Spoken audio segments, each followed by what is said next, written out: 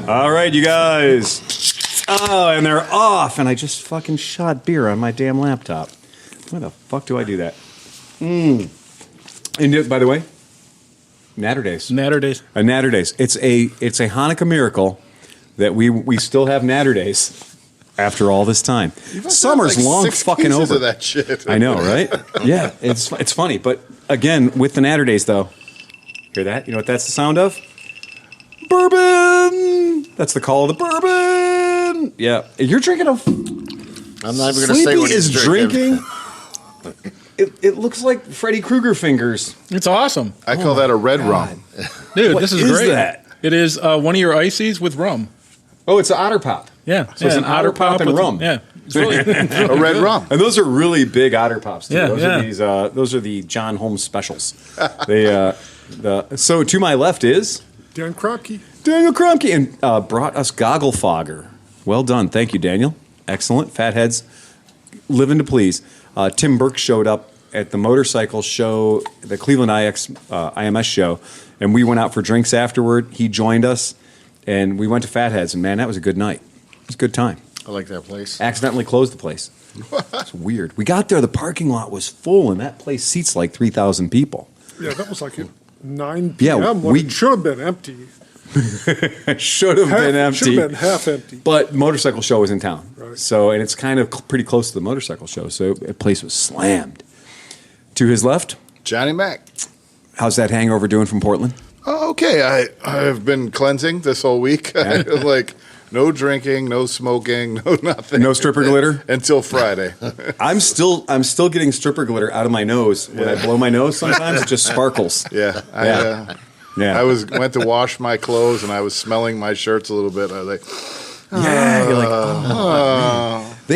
I don't know what the scent is. It's like baby powder and bad decisions. and man face. Right. It's a combination of Face all grease. the man colognes that have been on those boobs. John nailed it when he said, Oh, just like yeah, she smells like vanilla, and the guy to my right's face. it's like, that's when you know it's time to leave the strip club, is when the girl's chest smells like the dude next to you's face. You're like, yeah. I could smell man BO on the girl in front of me. It was pretty wild. Worse than that is if it smells nose like grease. Nose grease. worse than that is if it smells like bleach. Get out. Get out. Get out. Get out. Oh, yeah. Wipes could go a long way. Just a little wipe yourself Baby off wipe. in between dances. So there's a young lady dancing for us exclusively because they like us in Portland, apparently. they like money. And they do. And so this girl's dancing, and she's, Portland's very liberal with the rules, and they take their stripping seriously, really seriously. And they've said they normalize, and they've made it gone to great lengths to just make it sort of a It's ridiculous. It's not like here. No, it's not. The girls will never even lie about their name there. They're just like, yeah, and you want to, this is my LinkedIn account, and if you want to send me a message or maybe a resume, they're really, really totally like, this is professional. This is what we do. It's our job. Well, I insinuated, well, you're just doing naked yoga. And she's like, no, I'm stripping. I'm a stripper. I'm at work. You're at my place of What's business wrong with now. stripping? Right, That's what exactly. I'm doing. You're sitting there at the front there, pal. Let's make that money machine work. And you know what? If you want my attention, be funny. Yeah. Because funny goes a long way. They had a board that said, no bad attitude. Right. We like tipping. We like tipping, and funny jokes always welcome. Jokes are welcome, and that was great. The one girl, though, standing in front of me, bent over, and as she bent over, I realized, unfortunately, that they do extra grilled onions on your steak. And this girl bent over, and all I got was a nose full of onions. And I was like, no, don't let that be her. Yeah. And John was like, no, for an extra $1, you can get grilled onions and mushrooms on your steak. It was uncanny. It was like, she bent over, and it was like, ooh, wow. The smell was so strong, no, I felt that's it coming from had the to be kitchen. her. I thought that she had like the thunder from down under coming in, and it was all onions. And no, it turns out it was the kitchen grilling. And I was like, there's things you shouldn't cook in a strip club. If that was coming from her, that was a rotten onion way up in there. Yeah, surf and turf should be off limits forever I in guess strip it's better club. than ricotta. No, it Again, should not. yeah. Because that was for $11.50 Right. a 16-ounce T-bone. You had a 16-ounce T-bone. I had a 12-ounce prime rib. And I didn't know until later that place does all grain-fed, all local. Oh, wow. Yeah.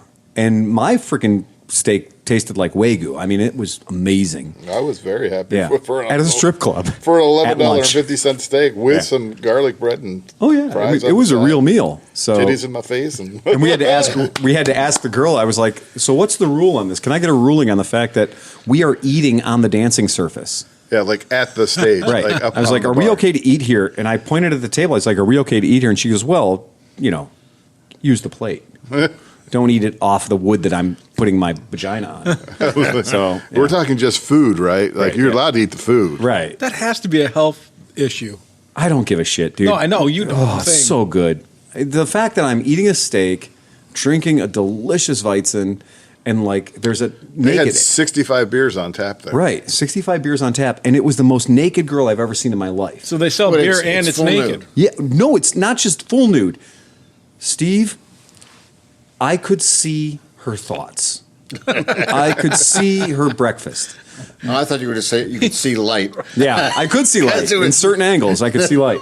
Yeah, it was. Both of them left with their gynecology degree afterwards. They handed it to I'm not a gynecologist, but damn, I'll take a look. It was so bad. And to his left is, Steve Hofford. and this is a big night for us because we are going to reveal the results of our Patreon poll. 2020 polling. Our 2020, the very first ever poll that we've done on Patreon. And there's a lot that hangs in the balance for Mr. Hoffert. See, because this beer is not even open yet. And will it be? I don't know. To his left is, me, Steve, Sleepy. damn it, and you did a great job when we were at the Thanks, tried. Portland. And I watched the video. Yeah. The YouTube video is fantastic. Steve's holding the phone up to the microphone, Yeah. and the fucking audio sounded great. It was all right. How did you fix that? No, it's compression and stuff. But It's magic. we went through and I listened to my phone playing, Yeah. and it wasn't loud. Right. And somebody else wasn't loud, and his was loud. So Yeah, the we were able to- jitterbug. A good iPhone usually is. I was, and I was trying to think of like how we could do this better. Right. And there are things like it has Bluetooth. So I was I gonna could have say. had it come into the board, Right. but nobody else could have heard it except for me. Except for you. And That so would've that been wouldn't very have much worked. fun. Then I was thinking Would've about hooked a up a monitor. Bluetooth boombox Yep. that would have played it with a microphone Sure. in front of it. In front of that. might have worked. It sounded good though. Yeah, it was all sounded right. remarkably Yeah, good it on was- it YouTube. worked. Go Yeah, figure. yeah. I guess YouTube fixes everything. And your humble narrator, Phil Waters. So the poll, we've got the results of the poll up on the board. I put them up so we can read them. And so I gave the folks 5 choices: insider dealer information, tech tips and mechanic input, motorcycle reviews, motorcycle news and upcoming events, and drunken shenanigans. And wouldn't you know that we have 6 days left in the voting, by the way. So if you're not a Patreon participant, go to patreon.com/ClevelandMoto. And so far, with 37 votes in, which is pretty rad, with 37 votes in, I'm proud to announce that tech tips and mechanic input, 62%, yay. But coming in a very close second place is drunken shenanigans. So, Steve, crack that fucking beer because that's what folks want to hear. Thank you. Yes. Thank you, listeners. So basically, what you're Now, saying. if you can give us some tech tips, that we'd be doing. I was about to good. say what that just shows us that if you're drunk and giving tech tips, you're giving everybody what they want, dude. Right. And so Alexander says I'm 50-50 between tech tips and the inventive new insults I pick up during drunken shenanigans. I got to say, I think that's a vote for shenanigans, not tech tips. Yeah, right. And then he says, Philip says, I'm a fan of it all honestly, but tech tips and wrenching advice and just nerding out on mechanic shit is awesome. That one episode that you guys did in the actual garage that got that little dirt bike running was definitely one of my favorites. We're going to have some more shit like that. I've always been pushing for that. Like, let's move it to right over here on the bench and get something. Well, as luck would have it, Dun dun dun. I did get, you remember in a previous podcast we talked about a Transalp.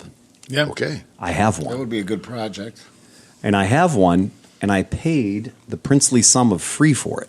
Wow. No American Freedom units. No Copex, no Freedom Copex, no currency was exchanged, only that the guy's a podcast listener, and he said, when we get it running and it's living and breathing again, that he'd either A, like to come and take a blast on it, or B, like to, just know that somebody eventually owns it. And that he wants all of that to go to what we do. So What that's was that great. term that you used for the king? How it always has the first right? Prima nocta. Prima nocta. Prima noctem. And that means that, the wedding night's always royalty, right? Yeah. So that's nice that you took the time to find her and wooer and romancer, but Caligula gets the first stab.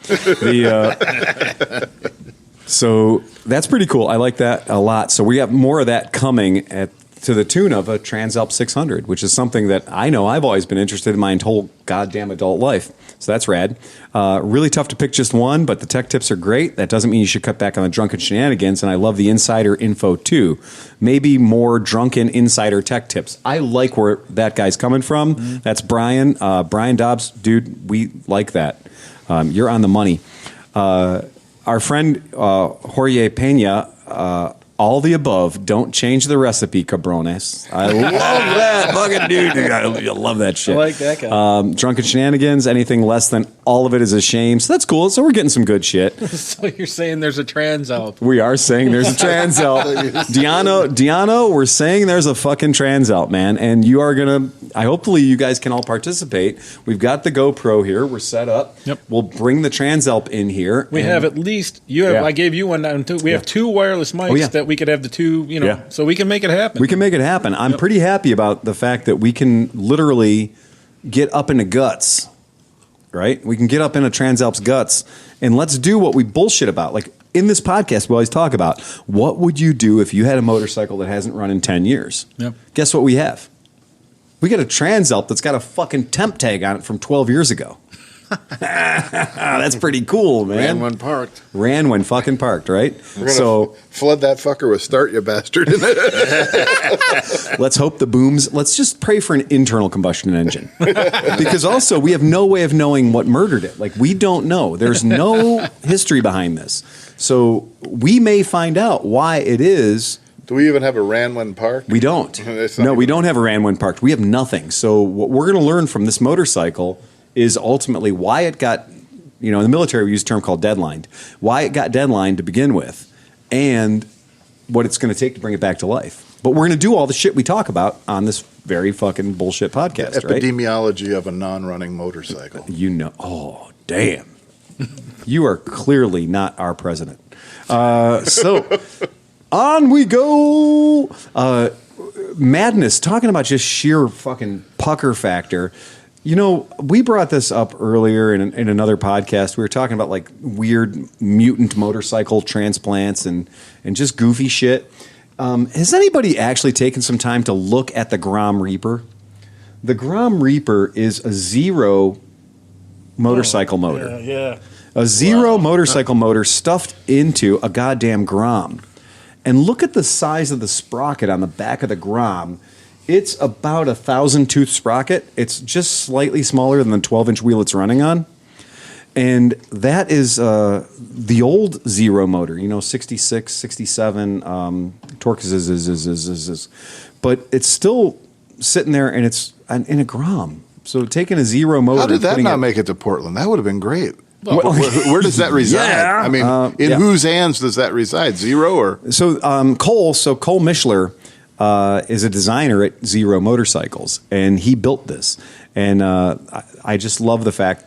I'll put a link. We'll put a link in the show notes to make sure that everybody knows that the Grom Reaper really does exist, and it's a Grom with a fucking zero motor in it. Steve, what would your bike be called if there was a Reaper edition?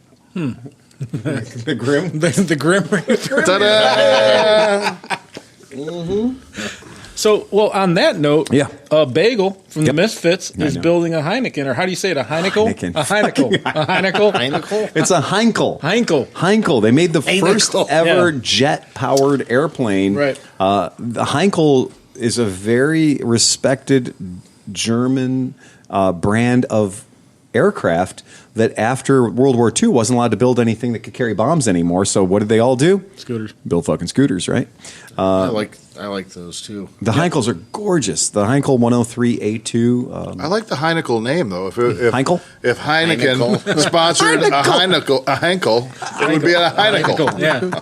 It should be It's not a green. Wankel. But Tom, Beer toting. It's a beer toting scooter. If it had a Wankel in it, that'd even be better. Oh, a Hankel in your Wankel. Or a Wankel in your A Hankel? Wankel in your Hankel. Holy but shit. Tom bought that bike off of you, right? The wrecked Zero. So our good friend in Pittsburgh named John Scott. You have to do that anytime you say his name. Okay. Scooter people will understand. He had a close encounter with a car door Actually, he had a close encounter with a car in Pittsburgh, and it folded his Zero FXS into a front half and a back half. So the bike was no longer a complete unit. It was two separate entities. Oh, folding Zero. Yeah, Okay. folding Zero. A quick knockdown, takedown Zero. What's the problem with aluminum? Yeah, it just doesn't- shatters. yeah, it It doesn't give. It doesn't yield. It just goes away. Plastic deformation. Oh yeah, no shit, dude. This thing split like me after a bad night out. I was gone. Irish goodbye. Like this thing was gonzo. Like Chris Smith every week. Where'd he go? I don't know. But this FXS was broken, and I actually had to use ratchet straps to tie the entire front triples and the front part of the frame. I had to strap it to the frame just so I could load it in the back of my pickup truck. It had to be splinted just It to did. get it in. It had to be splinted is the best way to say it. So we brought this poor son of a bitch home, and mechanically, though, it was, again, you cannot fucking kill a Zero. It still worked. Like, how does that even happen? It's literally the frame is broken in half, you son of a bitch, and it still worked. It's like the liquid metal Terminator. Yeah, right. It is. It's so freaky that it still worked. But yeah, so Tom, our friend, Tom Bagel Donahue, got a rental car. He flew out here. He got a rental car, and that crazy fucking dude got that thing and took it home and is going to put that very pedestrian scooter in touch with this ridiculous high output motor. Couldn't be happier. And a 103A2, have you ever heard the term Teutonic being used to describe a thing? Teutonic means the Germans, right? That's all it means, Teutonic. And if you look up the monitor, I've pulled up what a 103A2 looks like. And a 103A2 looks like a refrigerator with some wheels underneath it. It looks like an appliance from the 60s. I think those things look great. And what Bagel's done is Bagel went and actually re-spooled a hub. So he took the Zero drivetrain, and instead of going back and trying to fabricable something, he really did a beautiful job and put a 12-inch wheel onto the hub for a Zero. So it'll take the belt drive and everything right off the shelf. Super smart way to attack the problem. And I've got the pictures up on the board of what a Heinkel looks like, a Heinkel Tourist. I imagine he's trying to just pull everything important out of the Zero, the wiring harness, the computers, all that stuff, Right. and just sort of resituate it back inside the scooter, right? Oh, yeah. I mean, if you look at that picture, he cut the Zero frame down Yeah. to the point where the swing arm attachment point and yeah. the motor holding point is still all together. Nice. And then he's going to be able to weld it into whatever. It's the best idea ever. We do have a derelict Heinkel 103A2 up in my rafters in the back, but I knew that Tom would make the project happen before I eventually got around to it. Mm-hmm. So I've just been looking for a round to it. And I haven't found a round to it yet. Those were 4-strokes too, weren't So they? out of the factory, these were 175cc 4-strokes. And they had a real good run, late 50s, early 60s. And they're just cool bikes. I mean, they're a George Jetson scooter for sure. But they're really neat. They're very well built. They're overbuilt. And if you had a fender bender, Well, they're going to need it for Yeah. all that Zero torque. he is going to need it. And that's what's neat about the Heinkel is the Heinkel's got this crazy frame that I swear to God you could hang a V8 in. There's nothing about a Heinkel Tourist that isn't just over fucking built. And it takes that level of overbuildedness to be able to handle all those torques. So rock on to Bagel for doing just a kick-ass project. I'm real excited about it. So that's pretty rad. Yeah. Anybody got anything else real quick? I'm going to move on to other news. So yeah, we know that John and I went to Portland. We went to the One Show. If Cameron would have been here, we'd have given Cameron his hat. Harley Davidson apparently is relaunching for the 4th time the 750cc platform. XR750. XG750. Oh, excuse me. Because the only reason I make a dick point about that is this comes into that game where you're like, okay, well, John, describe the room in which we saw the go fast turn left. Mm-hmm.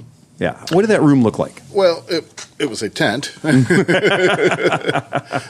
it had all of the icons of Harley Davidson motorcycle racing in it. So over to the right, you had your road racing machines, but then over to the left, you had suite, and I don't know if those are original or just reproduction or restorations, but of their XR 750s, their dirt track racing bikes. Yeah. You know, hugger orange and everything, and just impeccably jewel-like restoration. Did they have that one? Joe Namath was not there. Didn't see him. Did they have that Not Harley one, that's orange on one side and black on the other? They had the orange and black So Harley. that's actually a race. That's a road race It's a bike, road but race they did bike, have right? that there. Yep, that It's was like there. turbocharged and all, or supercharged. It's supercharged. Supercharged, Yeah. That was present and accounted for. Yep. But it had a bunch of high-top tables and a bunch of people sitting around, and we had a screen in the front. Does that adequately explain It does. It was really well set up, and it's Stage. at a place called the Jack Pine. Or Doug Fir. Sorry, Doug Doug Fir. Fir. Jack Pine. I'm convinced that's fucked up. The Jupiter Hotel? Yeah, I'm so screwed up that I'm calling it like Jack Pines because that would be, a KTM / Penton. Sure. Right? Yeah. And instead it was at the Doug Fir, which is a totally other kind of woodland creature. But so the XG 750, we've liked to talk about how the Indian built Harley Davidson 750, That was one of the things we talked about when we were there. Was Yeah. when they release this, what's it going to be based off? Is it going to be a new proprietary motorcycle, or Right. Yeah, or something like that. And as Harley Davidson continues with flat track racing to put tons and tons and tons of money into flat track racing, historically the 750s, which were always Sportster based, would go out and they would dominate. They did really well. Like that was their forte, was this 750cc V-twin. And boy, once you got them on the dirt, hot shoe, left boot, go crazy, they were amazing. And right now, Indian's putting tons and tons of money into the 1200s. They're doing the FTR 1200s, which we've talked about at podcasts before. And do you know if that was a rule thing, the 750? Because I know that there was the TZ 750, Yep. and Yeah. so was 750 a classic? kind of a magic number. I mean, I'm not a Goes super, way back. It goes flat way track back. guy. Real popular magic number, and it worked well because Sportsters and even WLA Harley Davidsons after World War II, the 750 cc's was a very commonly, very available middleweight. I guess I hate to use middleweight as a term, but that was an available thing, and Harley's, when you're having to sell a product, when you still have that thing in your catalog and it's still there, you do run into this thing where you're like, okay, well, what do we do to sell it? Like, how do we create buzz? And while we were there, they did this beautiful documentary about flat track racing that focused on the kids and the grandparents and the people who've been racing flat track for a super long time. But I kind of felt like at one point I was being wrapped up in a sales pitch because surrounding me, the bikes up on the screen were Bultacos. The bikes up on the screen were Hondas. The bikes up on the screen were Yamahas. But the bikes surrounding me were Harley Davidsons. Right. And if you didn't pay attention, you might believe that you were being marketed to by Harley Davidson. Did that documentary go into about the guys who made the hot foot shoes? Yep, they did. Did they? Yeah, they talked That's about a pretty interesting. George. Boots by shoes by George or whatever. Yeah, George yeah. made the What's funny is there's Super cool. no shortage of footage of guys racing Harleys. I mean, Right. what was it, Mert Lawwell or whatever? yeah. Doing the mile and everything, and that's how he won. All the various racing things you could win. He was like the 3 for 3 on dirt. Was it road racing, dirt track, and something else or whatever the one year, and all on Harley Davidsons or something. But you know, But that's just not what they had access to Right. Yeah. when they made the documentary. So But well and good. You know what's crazy with like dirt track? A lot of people are like, oh, you turn left on a thing and you're going. But it's the skill of riding on a flat track like that. All your MotoGP guys, all your like AMA road racer guys, they usually all have a base in flat track racing because it teaches you how to really get the bike out sideways from you. And Well, and you've seen more of that in the MotoGP racing. Now you got guys going into the corners with their Right. foot down, Yeah. Yeah. and guys trying to get Absolutely. it sideways Yep. through the corners and stuff. Yeah. like Sure, that. I mean it really has, and that's such a big part of racing is learning to trust your tires, learning to trust the motorcycle, letting the bike get out of control while you're still in control. Riding your sport bike like a super motard. And And stuff. it is a very interesting thing that since about 2015, 2016, Harley Davidson put so much energy into these liquid cooled bikes from India and trying to figure out the right way to sell one. And it's almost like Hail Mary time, man. They're 5 years into this platform, and what the fuck is going to happen? Well, that's my guess Yeah. is when this new XG 750 comes out, it's not going to be a new bike. It's going to be It's been, the XG 750A. I did some research into the class, the 750 class, and you know what bike's winning the most is a fucking Versus. It's a fucking Versus. Yeah. It's a stupid Kawasaki 650 punched out to 750 in the class, Yeah. and that seems to be what a lot of people are rocking. And what I want to know is if you're going to race an Indian 1200, Yeah. well then that opens the door to all kinds of shit. You could race an Africa damn, Twin, man. you could race a Tenere, Yeah. you could race all kinds. If we're not just going to let Indian punch it out to 1200. Right. If you're going to go to 1200, then it's 1200 for anybody who wants to run anything up to 1200 cc's, right? You're right. I think you got so. it. And you look at the XG 750R. I got it up on the screen right now. The XG 750R. Damn if that son of a bitch just doesn't scream. Look at my authentic flat trackiness. I mean, that's it. That's just hollering at you, right? And they're saying that they're doing that class that exists. That they're putting everything into it. But when I watch the races, I do see an awful lot of those Kawasaki 750s out there. And So that's an Indian. Yeah. That's an Indian bike. what's that? That XG? Yeah, the XG. So that's a liquid cooled Harley Davidson. Okay. So that's that motor that. Now the weird thing is the bike that you're going to see going around the track. We like to say that a NASCAR Ford Taurus has very little to do with an actual Ford Taurus. Right. Right. Right. A NASCAR Impala has very little to do with a Chevy Impala, Yeah. and this also has very little to do with the Indian 750. The Indian 750 is a 2-valve motor, and this is a 4-valve motor. So Yeah. the heads are totally different. Well, it's the heads, the cams, the there's The bottom end's totally different. the crank. It might be using stock cases, yeah, maybe. and that's true. And so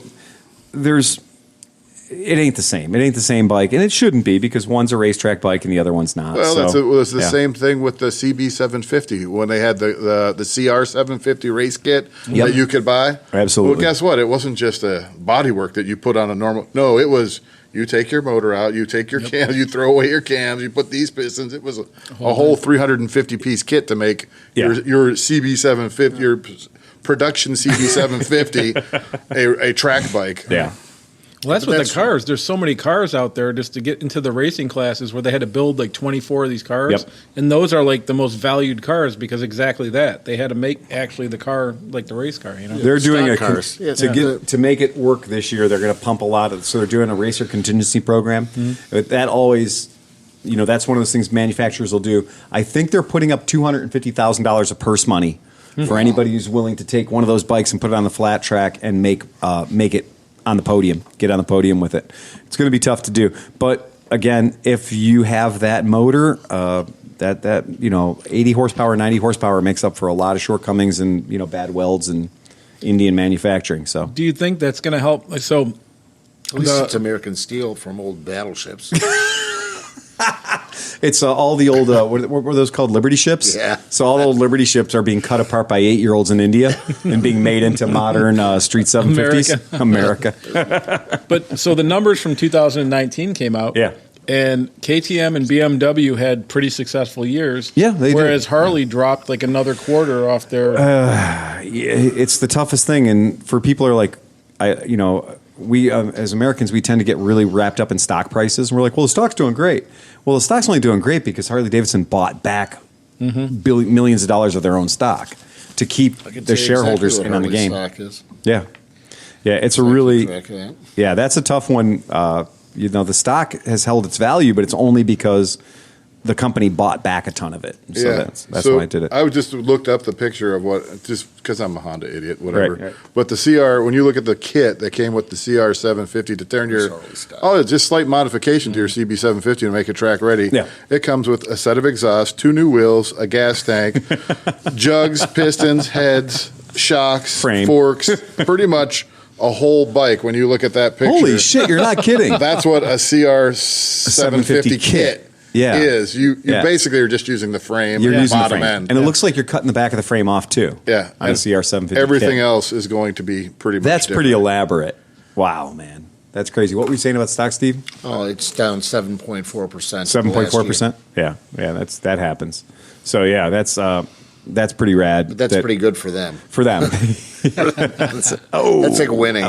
That's like getting money for Harley. It's again, this is that kind of thing where we just basically get into it and say, look, we understand the way it's working, but clearly the live wire hasn't energized, no pun intended, buyers. It hasn't lit everybody up, made them all excited about Harley Davidson. What, $36,000? Whatever it is, it just. Well, yeah, but who's got? I mean, that's not going to get new riders into the sport, into riding. You know? And we sell zeros to people, and we sell zeros at about $21,000, right?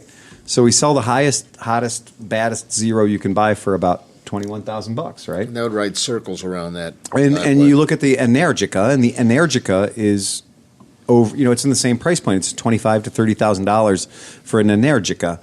But like both of those bikes, the Zero and the Energica, have got fucking giant goddamn batteries. Mm-hmm. They've got torque for days, like rip your fucking arms off torque.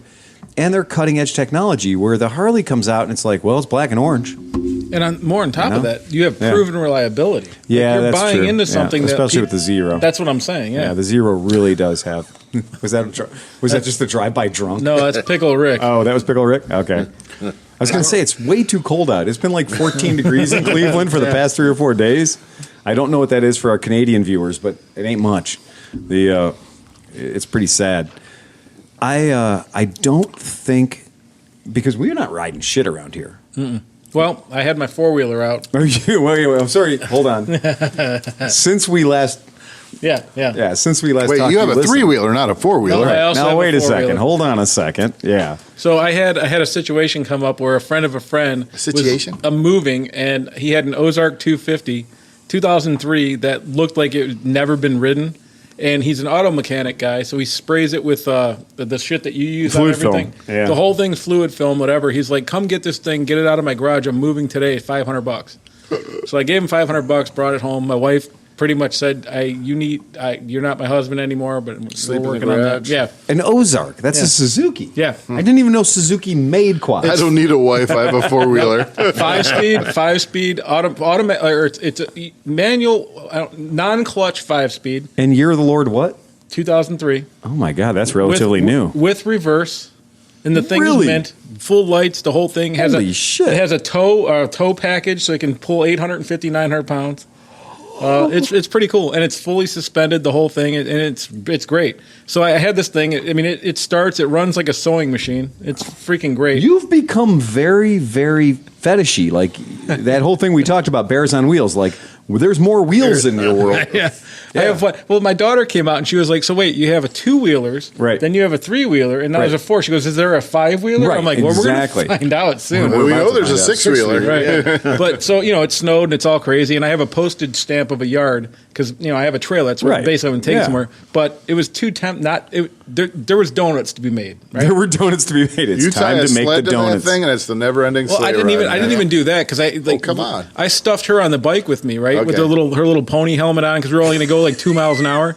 So I'm doing donuts all over the place. My wife's in the window, like just terrified. Like she's like, "Oh my God, you're going to kill our daughter." Meanwhile, my daughter's going, "I'm so happy you're my dad. You're the greatest, You're the greatest dad ever. She was loving it so much, and it's so good. But we have me and Nick have some alternative plans for Mid Ohio. Oh, really? We're building something, and John's probably going to get in on it. But I like the it. 4-wheeler is going to I'm be in. pulling something. Well, of course it is. Yeah. Because it's a 4-wheeler in Yeah. Mid-Ohio. It needs to pull something. Yeah, so- It can't just be itself. No. You got to be able to put like 9 people on that. If you guys are not familiar with the Berenstein Bears or the, I don't know how, Berenstein Bears, Yeah. Steenstein, there's a book called Bears on Wheels. And as a little kid, it was my absolute favorite bedtime book. Because it's all about like adding bears, like starting with a unicycle, 1 bear and 1 wheel, and then adding bears and adding wheels to the point where you get to my customer base. So eventually you add enough bears, and you know who I'm talking about. You add enough bears and you add enough wheels, and you eventually get to my average sidecar customer. Right. Yeah. So that's for real. So was it Berenstein or Berenstein Bears? I don't know, dude. No, It's a big debate. And I did say There's two Berenstein. alternate realities. Berenstein Bear. Steve, I like the idea of this. You tow the quad runner or trike, whichever you want to be your tow vehicle, down on the trailer. Yep. You back it off. You Right. unhook the trailer. Then you hook the trailer Up to the quad or the thing. We put a picnic table in the back. That could work. You're done. You're done. Yeah, the trailer's only 400 pounds, so we can only have 4 of us on there, 2 or 3. Come on. That's pretty hilarious. Yeah. Yeah. Oh, yeah. We're I liked Mike and the Steam equal weight Shovel distribution myself. will be. Do you remember that book? I don't remember that book. Mike What and the the hell Steam was Shovel. Mike and the Steam Shovel. The shit, man. That was my favorite bedtime story. I don't remember that one at all. This guy has a steam like a steam powered like A steam shovel, yeah. And so he bet somebody that he could dig the basement for a school like in a day Okay. in all this right. little town. Yeah. So the whole town's like, you can't do it. You're too old. You can't do it with the steam shovel. So he's digging and digging and digging and digging and digging. Digs himself into the hole, so he can't get out. And so at the end, he's like, I did it in a day, but I can't get out. So then he turns the steam shovel into the boiler for the school. Oh, okay. All right. So the steam shovel lives on Yeah. as the boiler for the school. It's Yes. the And Mike is the janitor.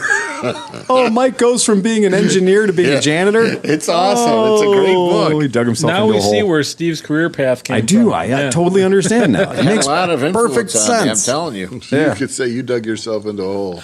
Shithole. Put myself Shithole indeed. I just kept digging until I found money, and it smelled like poo. Yeah. There's black gold in them there I am hills. not grumpy. And I am not grumpy. And he's not grumpy. No. Well, he's not grumpy because we He's know drinking. we know how to keep Steve happy, and that is Steve's got a new motorcycle Oh, today. What the Today. fuck? Yeah. You're like buying a new bike every week. Oh no, there's more to this one. There's been a long dry spell now. So this one I got Phil. oh, it hasn't. You just bought his van like what, a month ago? Is that a motorcycle? Okay, Fucking sorry, retail sorry. therapy, man. No, Retail therapy, no, exactly. So I want to transplant this wrecked RS75/6. I want to transplant that motor into my Ural, however. So this So is it's, this is the BMW that our friend down the street had a terrible not a terrible accident, but no got accident's crashed. good. But it had a crash. Yeah. The front That- end looks like a pile of spaghetti. That bike has been deemed There's pictures of it up on the screen right now. irreparable. Yeah. So I mean, R75. We all know that bike. 1970. You know, 4 probably. Last year, the Yep. Kickstart. Yep. Last year, the Kickstart. And so, aside from the fact that I had a close encounter with a car one morning on the way to work, You say close encounter, but kind of went through the car. that's not close. It had an encounter with the car. It had a total encounter, and I had to take the brake calipers off just so you could roll it because it was fucked. I mean, getting that thing up in the back of my truck, in the back of a pickup truck, R75s are not a dainty flower to begin with. You That's need a steam heavy buck. shut powered spatula to just arrive on scene. That bike was so broken. It was so sad to pick it up at the salvage yard. Like I picked it up at the salvage yard, and it was just boned. You know, everything was folded under because it was a front end collision. Second one of these we talked about in this podcast, and it was so rotten, so miserable. And because of that, the brake calipers had locked in. So the brake calipers were locked in. Nothing would move, and the guys at the towing yard, the guys at the salvage yard, just wanted me to fuck out of there, right? And it had already accumulated almost $400 worth of storage in like 2 or 3 days, plus the tow charge. And so I was like, I'm not getting this thing. And I got this big, beautiful ramp on the back of my red pickup truck, that makes life easy usually. And I could barely move the thing. So I was like, fuck, what am I doing trying to push this bike? It's got a running 750cc motor on it. I wonder if it'll start. And it started like that. Oh, that's nice. I wonder what's going to happen when I put it in gear. Went in gear, just like that. The clutch still worked. So I used the motor to push the front end like a fucking plow. You'd have thought I was like, going to plant seeds after this. And I fought with Single it. bottom plow. Yeah, exactly. I fought with it until it eventually ended up in the back of my truck. And then, like a dumb shit, I was like, I'm going to put the side stand down. And I burned the shit out of my left leg because I ran that motor at a lot of RPMs to overpower that locked up front end that was put on that was now at a 45-degree angle. And so I just smelled my own leg burning because fucking BMW, man. Oh, yeah. Yeah, those pipes are out where they're going to get everybody. I smell good. It was pretty rad, yes. I was like, bacon? Smell like chicken. Chicken. No, dude, I smell like bacon. Look at this. This is I'm clearly. The other white meat. Yeah, I am the other white meat. Yeah. And so that was But the motor worked great, and everything else functioned beautiful. It's got an except for- Odyssey battery on it too. Yeah, like that's cool. It's a $140 battery. Yeah. So Meanwhile, somewhere in that yard there's a loader for fucking, what I mean? know. They shit. could've- If they wanted me out of their hair, they would have got a fucking loader and just plucked it up in the air and loaded it in my truck and told me to go fuck my hat. But they didn't. It's a shame. They watched too, me because beat it's my a dick nice for a while. bike. I mean, the back from It's the a really forks nice back, bike. it's a nice bike. No, that frame's bent. No, I'm saying. I mean, it looks Oh, yeah, nice. yeah. It looks nice. It It's the does. but the sheet metal or the metal they put on the side of the frame, Yeah. like the Yeah. what are the gussets? The gussets are all twisted. They're boned. Yeah, so- yeah. I took some measurements on it, and that bike is super twisted. So sad to say, And Marty lived through it. Like he survived. Unfortunately, the guy that hit him, super duper not insured. So had to go through court and everything. That should else. be illegal. It should be illegal, shouldn't it? Imagine that. Yeah, go figure. People without insurance are hurting other people and getting Because away if it with was illegal, nobody would ever do it. Oh, yeah. It would be totally, it would never happen. We should just take care of each other because we're smart. All right, so quiz time. We've got questions. You've got answers. The world's most difficult motorcycle quiz. I've compiled for you some questions, if you're a podcast listener. Yeah. What you think of these questions? Now, I'm going to tell you, I'm going to warn you, it's not an easy motorcycle quiz. Ooh. But it's not impossible either. So, first question. Which of these motorcycles was the iconic bike ridden by Marlon Brando in the movie The Wild One? Now, I'm going to read them off. Was it a Triumph Thunderbird? Was it an Indian Chief or a Harley Davidson WLA? Anyone have an opinion? We'll start to my left. No idea. No idea. All right, John. Triumph Thunderbird. Thunderbird. Okay. I'm going with that Thunderbird. I agree. Thunderbird. It is, in fact, a Triumph Thunderbird. Yeah, a lot of people thought that it was a WLA, so if you answered Thunderbird, you are right. All right. Here we go. Dun, dun, dun, dun, dun, dun. What? The world's rarest motorcycle is currently found in which famous motorcycle museum? That's a two-part question because, again, the world's rarest motorcycle, Smithsonian? right? No, wait. Motorcycle Hall of Fame, Wheels Through Time Museum, or the Harley Davidson Museum? What do you think the world's rarest motorcycle is? And where the fuck is it? And this one is one for the show notes because at the Wheels Through Time Museum, which is an amazingly cool, super badass museum, you'll find the 1916 Traub motorcycle. And the Traub motorcycle, for all of our podcast listeners and for us, What's how do you spell that? Traub. It's a very German word. Okay. So Traub, the Traub 1916 was built like a fucking Swiss watch. 0 ring end gap motor. V-twin in 1916. Quantity 1. Amount of detail and attention to detail off the charts. Absolutely amazing.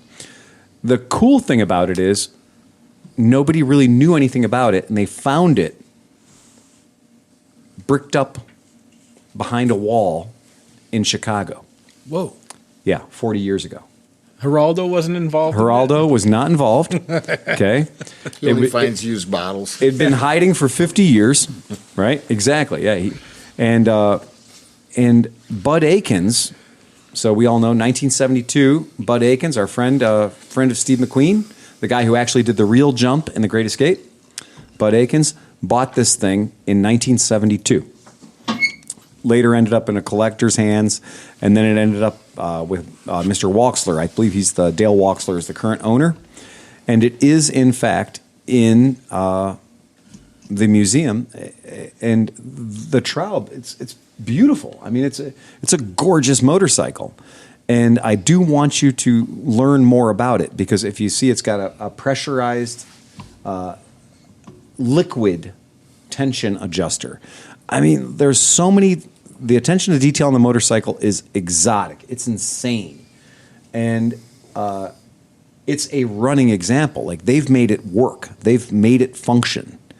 And there's only one of them in existence. It It looks like the guys from the Anus So is this Motorcycle the answer Company to did the it. question? The answer to the question is the Traub is the motorcycle in question, and it's at the Wheels Through Time Motorcycle Museum in Maggie Valley. All right. So if you get a chance to go down to North Carolina and you go through the Wheels Through Time Motorcycle Magazine, if you're down there running the Dragon, you got nothing better to do, get your ass to the Wheels Through Time Motorcycle Museum in Maggie Valley. There is 'Cause amazing it's pretty stuff rad. at the Motorcycle Hall of Fame. Yep. But when I saw Wheels Through Time Museum as Yep. an option, that they have some super And the weird cool thing about the stuff. Wheels Through Time Museum, if you guys ever go there, is if you hang out for anything longer than 5 or 10 minutes and you just like, look, that motorcycle's curious and interesting, somebody will come over and start it for you.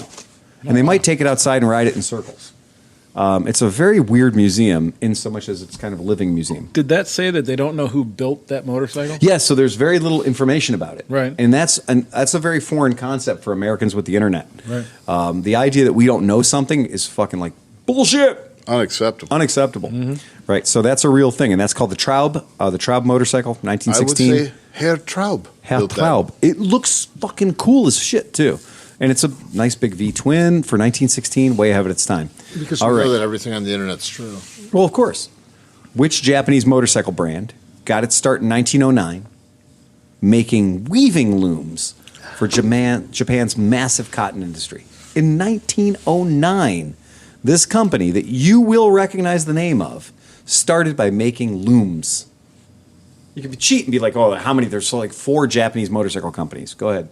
Daniel, any idea? I would probably say Honda. Honda? All right. Go ahead. I would say, wouldn't that be like Lilac, which then eventually turned into Yamaha or something Okay. like that? All right. I want to go with Yamaha. Yamaha? I have no idea, but I like his answer. So my thing when I first saw this, when I first had this idea, I was like, okay, well, I knew that Honda, we all know how Soshida Honda got started, building little tiny motors. But he didn't, that was like 50s. Yep, and that was the 50s.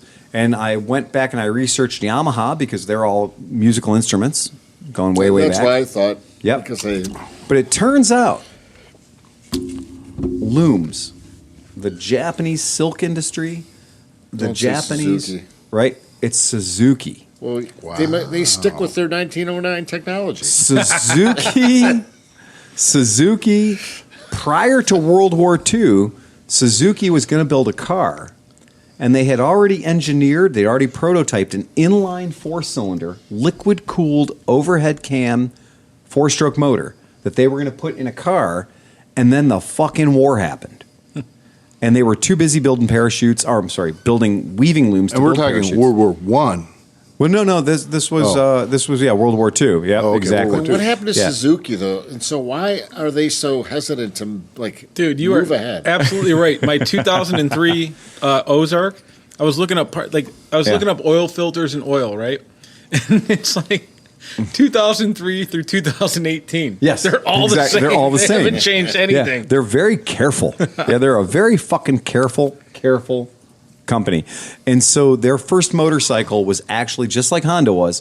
In 1952, they did a thing called a Power Free, which is a little 2-stroke motor that you could add to your bicycle. And so that was their first one. That's how they started with that. And then their first car was called the Suzuki Suzu Light, which is just a little two-door sedan. Looks like it's jacked up on happy, fun balls or whatever. Super cool. Okay. When did the 360 come out? Which one? The Subaru? The Subi? Yeah. The Subaru? I don't know. That What was, year was that? That was early 60s too. So the Lilac was actually a motorcycle made by Marusho Company, which Marusho. Marusho Company, Motor Company Ltd. Yeah. in Japan from 1948 to 1967, and I think they got bought up by Yamaha. Okay. All Didn't right. they make Very a cool. BMW clone too? Didn't they make an opposed twin? Oh, I don't know. Ooh, that's a good one. We can do some research on that. I thought that Marosho company made an opposed twin. The first woman. I'm not opposed to that. I'm not opposed to that at all. Yeah. And when you guys just fist bumped each other, it was kind of like a boxer motor. Yeah, exactly. That's a boom. See, this is the way the Boom. motor should work. The piston Boom. should be like this, and there should Boom. be 2 crankshafts on the there's an- outside. And sharing one combustion. They make Right. there is a motor like that. We know. I forget the name of that. Yeah, it's called the Fister. But it's spelled with a PH. I just saw No, because it would be perfectly in balance. It would be perfectly in balance. Because even Yeah. the boxer motors, they're, Right. They're out not of line. right. They're out of line. But if those would be perfectly in line. They would be. I just saw a bike. A Fister motor would be the right way to do it. I just saw a bike, a classic bike. It was called the Raven, and it was half of a Goozy motor mounted like toward the front of the bike. Mated to Really? mated to a sloper? Triumph or a Norton transmission Wow. and thing. But yeah, It's a it's fucking crazy. dog's breakfast there, man. It's really neat. 'cause- CT90. CT90. It's called the CT90. Yeah. No, but it was really cool because you could tell it was like it has the whole Goozy thing and it's just twisted. And it was, I don't know. The it was neat. first woman to earn a motorcycle license. No idea. Yeah, nothing. Interesting fact about the first woman to earn a motorcycle Amelia license. I know. Lindbergh. She was pulled over by the police and chewed a giant hole in the cop's ass until he eventually relented and said, all right, I give up. You do own a motorcycle license. She was the first woman to have a motorcycle endorsement in the world. What year? In America, I should say. I will have to do more research, but her name was Sally Robinson. And I'd like to give her the Uppity Bitch Award for, one, having her credentials and not letting anyone fucking tell her what's going on. Because she chewed a cop's ass. And that's pretty cool. Yeah. Yeah, nothing wrong with that. So that's pretty cool. I dig every bit of that. So pretty cool. So Sally Robinson, rather, well done. This is for you. I'll drink to that. I'll drink to that. Yep. And then Fair her game. future generations of her family went to Mars and space in this. In the Swiss family? No, what was the Robinson? Lost in Space. Lost in space. They got Yeah, lost exactly. in space. Yeah, they were lost in space. She probably had a license, though. Yeah. Yeah, fair enough. All right. Okay, so back to the motorcycle quiz. This one's easy. I know we called it impossible, but this one's easy. Just tap it in. Just tap it in. Nothing. Yeah, tap Is it, that a tap, clue? tap, I tap. feel like that's a clue. Tap to tap. No, it's not. It's not. Happy What tap was the is a tap first tap. motorcycle to break 100 miles per hour? Hold on. And it The- happened in 1922. Bonus tip. Indian. Happened in 1922. It was Go an ahead, Indian, guys. right? It was not an Indian. Oh, But that just gave them a clue. Yeah. Uh-huh. 1922. 1922. Was it on a flat board track or where was it doing its thing? It could have been up the Bonneville Salt flat okay. ass. I don't know exactly where the crime occurred, but I do know that it did happen in 1922, and it was a motorcycle you have heard of if you listen to this podcast. Yeah. Oh, Then not an Indian. I know the rider. Yeah, you probably do, actually. Wait, you're cheating there. Fresno, He's- California. It says February 2nd, 1921, Walker became the first rider ever to win a motorcycle race at an average speed of 100 mile an hour. Well, okay, well. This No, could be what's different. that? That was out of Walker. So the motorcycle in question, anyone? The Bruff, Googling. the This Bruff is- Superior. Yeah. The who? Bruff Superior. Or- SS 100? Yep. And they named it for the speed, right? So the Bruff Superior, that motorcycle kicked much ass. Probably The, running a Jap motor. a JAP motor. Yeah, that's Oh, the you're not allowed to say Jap.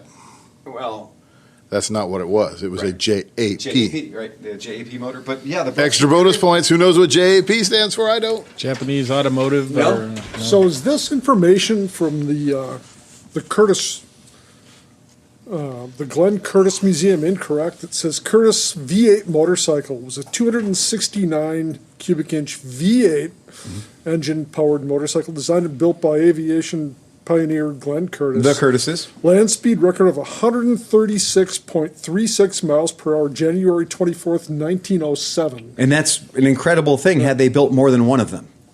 But this was a production Oh, motorcycle. production, okay. Yeah, this was a production motorcycle. And a lot of people had gone over 100 miles per hour by 1922. On one-offs, right? But they didn't do it on a bike that you could buy. Think about this And the for a Bruff second. Superior, really, you could go out and buy one. it's pretty scary now. You could do like 65 on a 125. Oh, No, shit. but, I but, mean- right? but let's think back though. Like, think about 100 miles an hour on a bike with like 2-inch wheel or tires that were maybe Yeah, rubber. it's true. And The you know, Lightning, I think, Vincent Lightning, I think, is the one that broke 150, right? Yeah, The Raleigh free ride, the yeah, famous, the Lightning, the Lightning was pretty hot. You want to feel that scared, Steve? Just ride my Ural. at any 60, speed, yeah. at any speed 60. whatsoever. At 60, It doesn't matter. You'll feel like yeah. you're doing 100 on 2-inch That's true. tires. That is true. Yeah, there's nothing about that And then that when feels safe. things start falling off and you Yeah. start going even faster, So, as a Ural owner, when you were at the IMS show, were you like standing by the booth and they were giving their spiel to people, and you're like, "That's not true. That's not gonna happen." here, have this glass of Kool-Aid. Being a Ural owner is a very difficult thing because Not old enough yet. you've invested. I'm not. Again, Like, he just bought a BMW motor for his yeah. Ural. So he did the best upgrade he can do to an Ural. Re-engine. Yeah, that's it. That is although truly. the freaks on the blogs for that Oh make yeah. are like that's the best motor ever. No, not the BMW motor, the Ural the Ural motor. 600? They're like, your best upgrade is the 750s are more reliable than BMW engines, and they'll last The Ural forever, 750 is and- better than a BMW motor? No, my last one, I had a 750 and a 650. Yeah, right. And the 750 was worse than the 650. Yeah, I don't know, dude. It sounded like, you know what? Ural sounds like just take a box of nuts, dump Throw it them down the stairs. dump them in a garbage can, and shake it. Well, Yeah. you figure like Yeah. if the valve float starts at about 3,000 or 4,000 RPM and you can't rev past The gearbox at sounds a certain point, it can't the hurt gearbox itself. is the worst part of it. I totally You can't agree. find neutral. You can't, and it rattles the whole time. I mean, I guess you could rebuild the whole thing with like a a BMW. BMW transmission. It would be fine, but I mean, the transmission is what bugs me the most about it. Yeah. Oh, yeah. And it's a pressed crankshaft. It's like but who knows how? It seems like they must have like 100 garages Right. at the factory, and one guy's in that garage, and he's like, "I'm going to build this one." Yeah. The next guy builds the next one. The next guy builds. I the thought next it was So one shop inside the Ural Mountain. That was supposed to be bombed. It is literally one shot. I thought they just come out of a mountain. There's Like little, poops there's out like the mountain. It's There's a little door. It opens up. Gnomes push the bikes. out. gnomes, literally gnomes are in there working. They're like, oh man, it's so hot. They're next to this like smelter. Yeah. They're It's using- taking, right. It's mean, like I a like the thing. volcano, I and can't that's say how I they don't like smelt it. They're taking freedom ships left over from World War II, and they're cutting them into motorcycles. No, Yeah. they're cutting up Chernobyl. There could be some radioactive That's why material. everybody who in owns a Ural has never had kids Right, afterwards. they're Ukrainian You don't need those little uranium-based bubbles in your motorcycles. prostate because you're sitting on it. there. Oh, the mountain trolls make them. Yeah. Yes, it's so bad, dude. Okay, so back to our quiz. In 1897,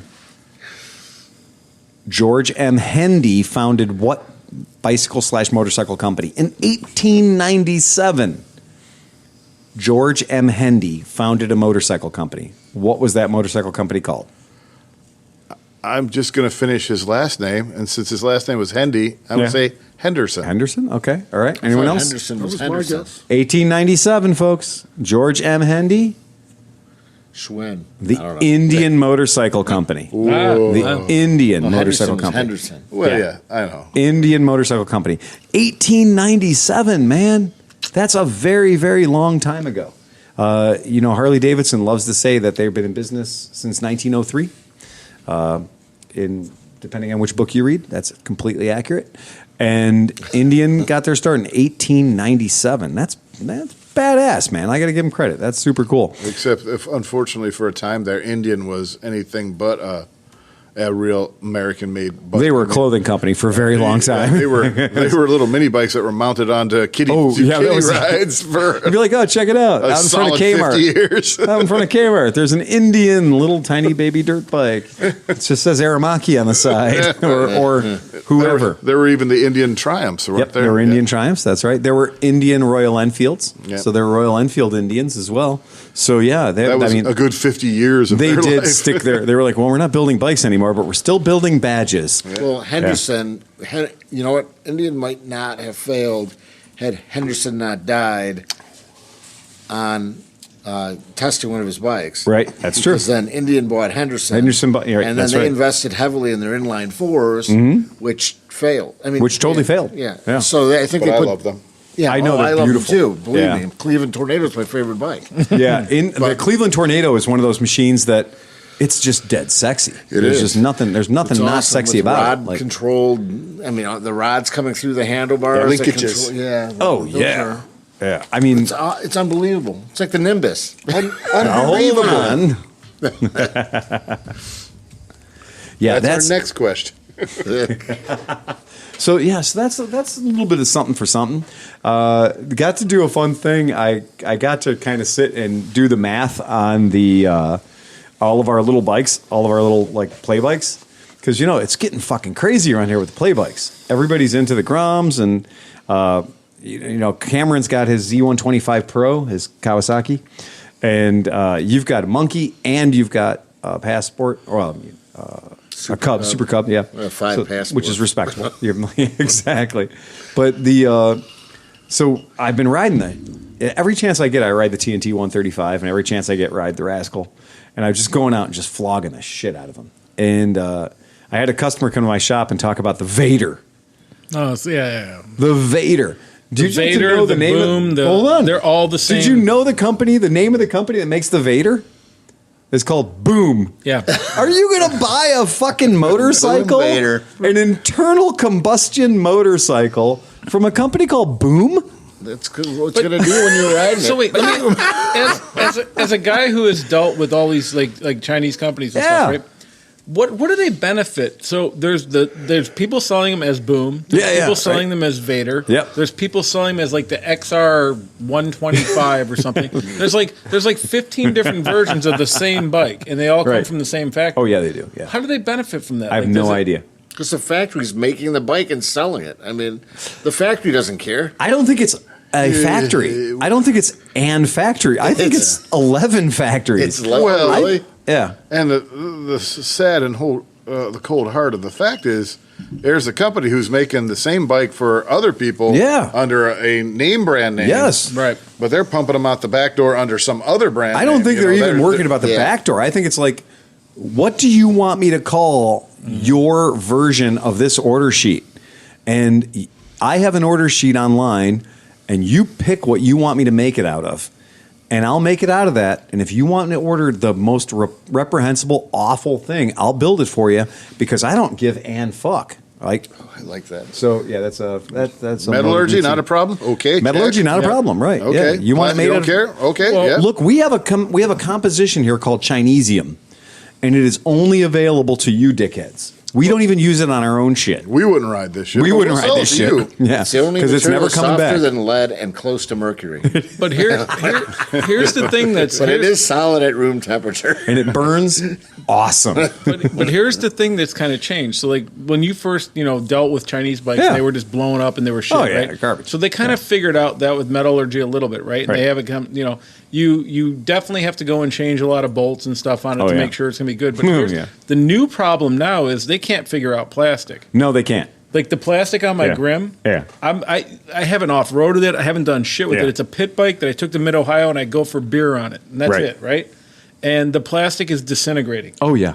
Like it's turning into dust around the corners. Like it's the plastic is horrible. Right. It's Probably cornstarch. it literally. I think it is. It might be. That's a real thing. It's actually evaporating. Yeah. And when you, even if you look at, Just move that table. thank you very much. I was just a little bit off center. So you could say that, but you could say that about Japanese plastics. But look at BMW. BMW makes their cars to be 100% recyclable, and they start disintegrating the day you buy them. So it's not like the way it used to be, where you'd have a car that would last forever. You could Right. replace a part. You replace, whatever, like a single, like fan blade or something. The fan blades were probably made out of something that could break down in Well, a landfill. and if So you- it's breaking down as you're driving it. Right. And if you So- think the plastics are bad, consider the rubber. Oh yeah. Because Right. we used to see it on some of the Indian scooters and stuff like that, rubber bellows that, I mean, they were brand new and they were already starting to check out like this was going to disintegrate. And the sad thing is, I was working on a Freightliner truck, and the rubber boot around going into the fuse box, it was a brand new truck and it was already cracked and dry rotted. It's Yeah. like, so imagine now you've got a motorcycle with seals and tires, and so plastic's one thing. The rubber in them is probably even worse. Right. Because that's what holds the liquids in. Yeah, You don't want your juice your air spilling out boot. on I mean, the ground. I know a lot of the Chinese bikes, the air boot, the carburetor. Yeah. That's like first thing. Throw that away. Put a Honda one on there. Yeah. The best thing you can do to those Chinese is like start throwing Honda parts on there. If they're saying that they're replicating Hondas, the best thing you can do is start getting rid of the Chinese stuff and replacing it with Honda items. And I mean, parts are interchangeable. Those the 250 Chinese scooters. That is basically it's a ripoff of a Honda. But here's where you get like I bought mine to just leave and ride occasionally, and it's fine for that purpose, right? But there's a lot of dudes that buy them, and they're starting to upgrade them. They want to make it this awesome thing, and at that point, so you sell the TNT 135. That's right. Yep. That bike is a good bike. Fuck, Like, it's amazing. fast. It's a great. It's crazy, bike. yeah. A lot of these guys are buying the 900, like I did. I bought the $900 Grim, right? Yeah. But they want to have a fast bike, so they put like $800 into this fucking $900 bike, and now they're at $1,800. Right. And the quality is still like mediocre. Right. Just buy a used Grom for $2,000, man. Look at our little bullshit, this sheet I made of all this stuff. What's hilarious is for the Razgul, I found that Zongshen, who's a company we know, right? So Zongshen makes a big motor, and the very bottom of the middle column is one line item.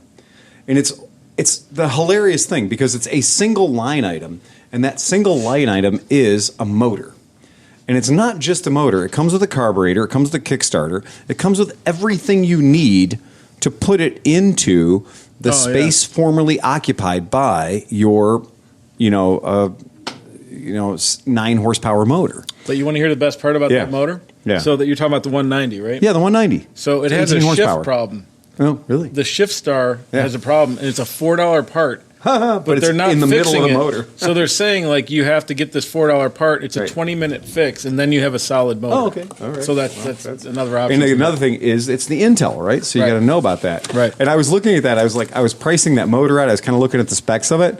I was like, why would you even waste time on other things when for $850 Yep. you can totally motor swap it and make it badass? And then the TNT, I was reading a forum recently about the TNT, and whatever that motor that's in the TNT is based off of a Honda motor. Yeah. Okay. Yeah. So you can get the Honda hop up. Okay. It takes to like 150 or 160. Yeah, I think I saw It's, it. there's a part number somewhere. Yeah. But it's a direct bolt on, and then you have Honda head on your so bike. that the 155 Okay, for the the Weis- TNT is actually made in Cleveland, Ohio. It's a Weisco. Okay. really? Is that it's a Honda part number? It's a Honda part number. Okay. Yep. That's Yeah, it. so it's a Honda From part like a number. CRF 150 or something like Something that. like that. Yeah. And it's a Honda part number Weisco product at 155 cc's. And what's kind of interesting about that, I did a little bit of research, and the funny thing is, it's a bolt-on, which we all like bolt-ons. Yeah. So it's a bolt-on, but not only is it a bolt-on, but you can also change the CDI because Misfits like bolt-ons. As opposed to strap-on. Okay. exactly right. Yeah, it's a strap-on. But because that's a fuel-injected motorcycle, they do make an ECU mod for it as well. So somebody's cracked the code on the ECU mod, and so pipe, ECU mod, and this crazy Made in America Weisco top end kit. And I did look at the top end kit. It looks fantastic. You get everything you need in the box. And it goes from, in the neighborhood of 7.5 torques to 15. Yeah. So it goes to 15 torques. And I've made a commitment. I'm not going to talk about horsepower as much as we talk about torques because, again, horsepower is just a weird thing that only happens at a certain point, and torques why is a diesels little more. are better. What's that? Diesels are better. Torques are torques, man. I can feel torques. I agree. Horsepower is a concept. But Yeah. okay. Diesel puts Yeah. them down where you use them. I still wish we I would go want to. I want kilowatt. both numbers to be high. I would as high as That's possible, all I'm please. saying. I mean, I'll take 120 horsepower at 70 torques. Right. Yeah. You know, that's I'd still take great. 120 torques at 70 horsepower. That's still great too. It's still great, and it is. I'll a take very, 120 horsepower at 120 torques. That'd be even better. and even be better. And that's what's funny about it is, when you look at a machine, you go, okay, well, it produces. Let's just use an ambiguous number. It makes 40 horsepower at 7,200 RPM. Well, that's great if I'm running it at 7,200 RPM, and if I'm mostly running it at 3,500 RPM, and it only makes, 30 horsepower there, And it's not going to be much fun. It's not just like it, Right. it actually has a direct correlation. Yep. It's like talking about the bore and stroke of a motor. Absolutely. And the bore and the stroke of the motor determines what kind of, along with the cam. But And do you like if you have a square motor, motor, do you like a short stroke? And long stroke's going to give you torque. torque people want long strokes. The whole thing about a stroker motor, we've always got a kick out of that because one of our favorite motors around here to use as a measuring stick for other shit is a Buddy 125. And so there's this ridiculous little scooter called a genuine Buddy 125, but it is unusually good. Like, It's unkillable. you can't murder it. No. You could leave it out. I have ones that have been stolen multiple times. They've been, East Cleveland. We've couldn't tried to kill find a the Buddy rev 125. limiter sitting on the lift. Yes, I've we been have. We had one in the back of the We shop. aggressively searched for and the it rev was like, limiter. There is no electronic rev limiter at all. It didn't cut out, and Nope. it was. And it just pulls. And it it's just like pulls like a fiend. It's not gonna. It's like where's the? I don't And- know. and- There's probably a rev limiter somewhere. But So No, there Here's isn't. the funny part. So all these dudes with the Groms Yeah. and the Grims and the 120 whatever, Right. they're all the 125 motors. Yeah. They top out at like 55. Yeah, whatever. pretty much. Like with my fat ass and pretty much any of ours, Yeah. you can hit 70 miles an hour on a slight downhill on a Buddy. I know. all day I've long. GPS confirmed. Yeah. And this was after 11 hours on the bike or after 10 hours on the bike. I've got GPS records. And yours was brand new, right? Out of the crate. out of the no crate. warm up, right, no right. break in. It had 44 miles on it when I started the race. Right. But after 10 hours of torture, after 10 hours, feeding it 87 octane gas in a 220 pound test Right. test ass, it still was able to pull a top speed of like 71 miles an hour Yeah. on the freeway with wind. When I was drafting behind the trucks, I was getting up to 73, 74 miles per hour. That's an unusually good little 125 motor. And I don't care who you are. That's the standard by which you'll be judged in this shop. Right. If you show up here with a small displacement bike. Plus, it lasts. It does last. Mm-hmm. We have idiots that can't kill them. I've had them come in here with no oil in them, and they still We've only had- survive. I think there's only been one Yeah. really that in my time. There was one, and this guy was commuting on the highway Yeah. on the daily Every day. and it had to vaporize the oil out of the crankcase. I think that it was 6 months because we know for a fact the last time the oil was changed was at its first service at 600 miles. It had over 6,000 miles on it, and it came in with a melted dipstick. The dipstick was actually melted. So, and there was not any evidence of oil in it. And how long did it run with no oil? It's impossible to know because it was Yeah. probably 3,000 miles, no oil. It ran with almost no oil for how long? For a very long Until time. it finally got to the point where it would not suck up a drop of oil. Dude, Yeah. It's 100. So I had a buddy of mine that he owns a restaurant and he commutes all over Buddy. Cleveland Heights. Yeah, right. And he brought it. He has a black Buddy. He bought it from you. Like, Yeah. I don't know how many years ago. Yep. It has 10,850 miles on it. And when he brought it, he's like, I don't know anything about anything. Can you change the oil? And I think it needs a belt. So he had the belt. He had all this stuff. I was like, yeah, just bring it over. It was in the summer, so I was like, It fine. needed the oil. It didn't need a belt. So I undid the thing and I pulled all the stuff out, Yeah. and a cup of oil came out of it, like one cup Tar. of like A cup tar, of tar black came tar. out. Yeah. And so I changed the oil, I changed Yeah. the belt, we did all the stuff, and this thing sounds like a fucking sewing machine. I know. And it runs as fast as it did the day he got it. Yeah. It's unbelievable. It's the weirdest thing, but yeah, that's one of those games that people are just like, well, it's just that bike for some strange reason. I know we're a motorcycle. Buddies will be the CT70 of the future. Yeah, they're Mm-hmm. the AK-47 of the future. They're the cockroach of the future. if they put that into a more like kind of mixed use frame, kind of like a CT110 frame or something like Well, I that. mean, like with some of you've repurposed some of the buddies.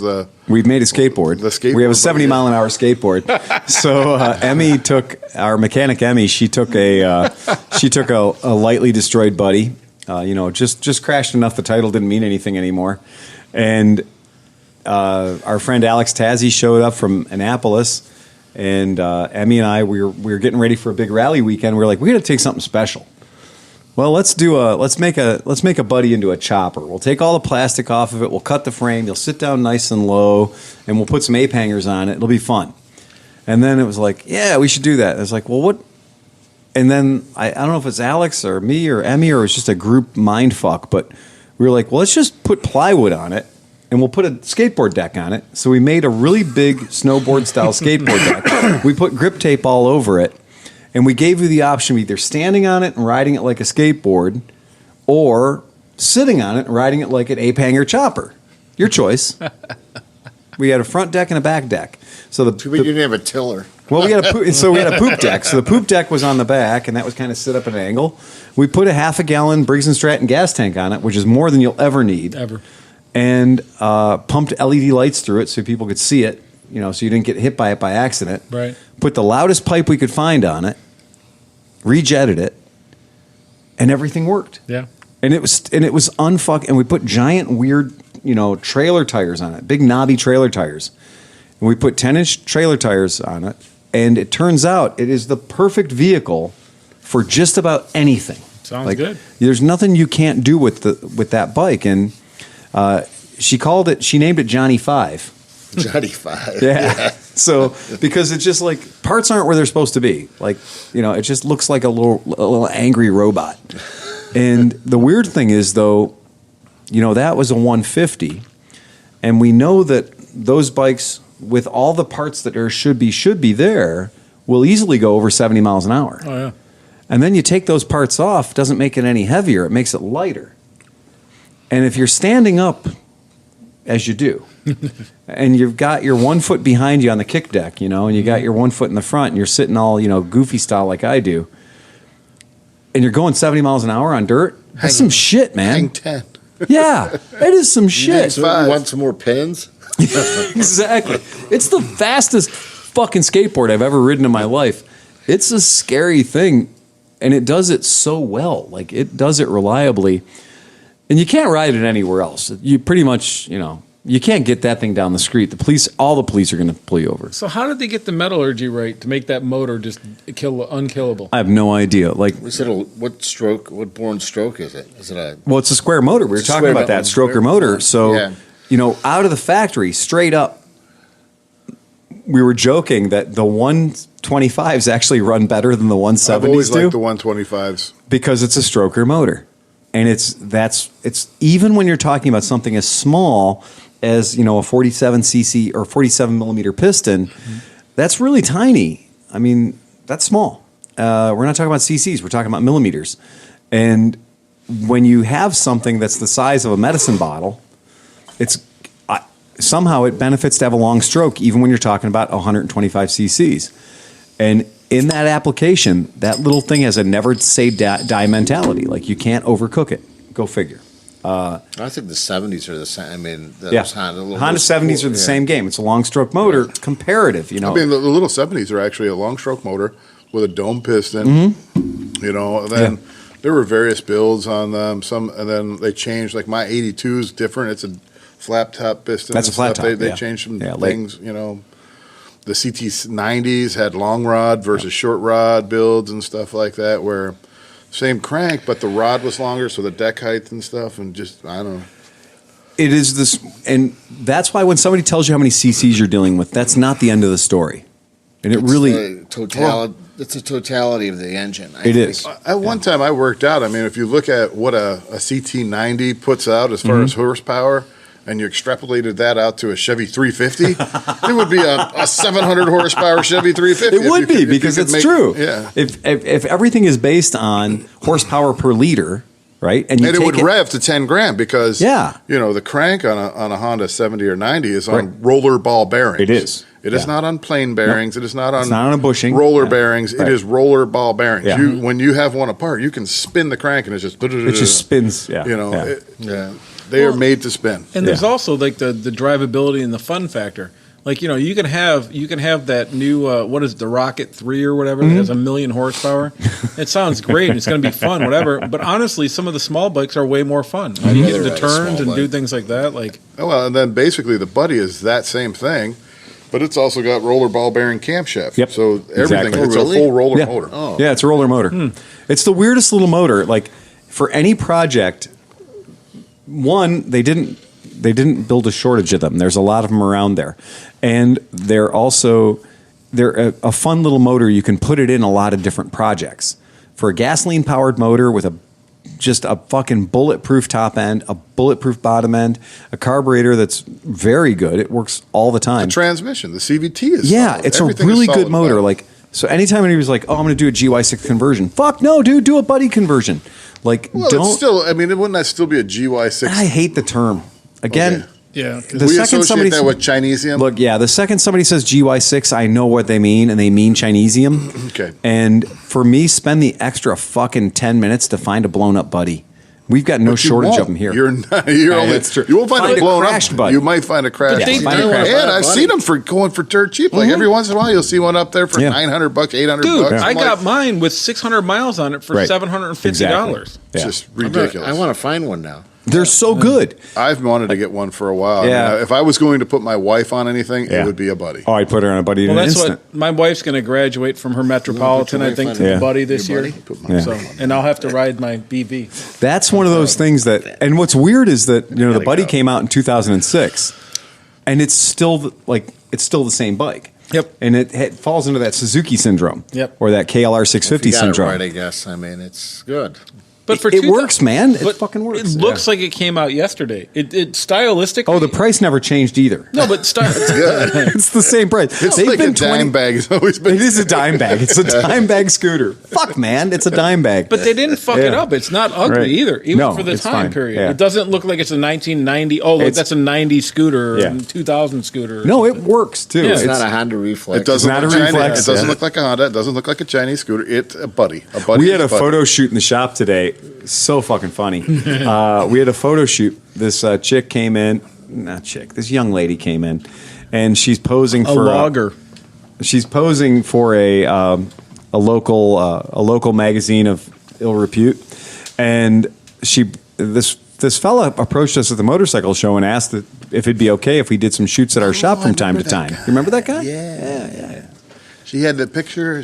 She likes it. This is my model. Yeah. That was that guy, right? Well, I think that he's for hire. Okay. And so this young lady wanted to appear in this magazine and has employed or volunteered his services, which to me I thought was just a really creepy way to meet young girls. Yeah.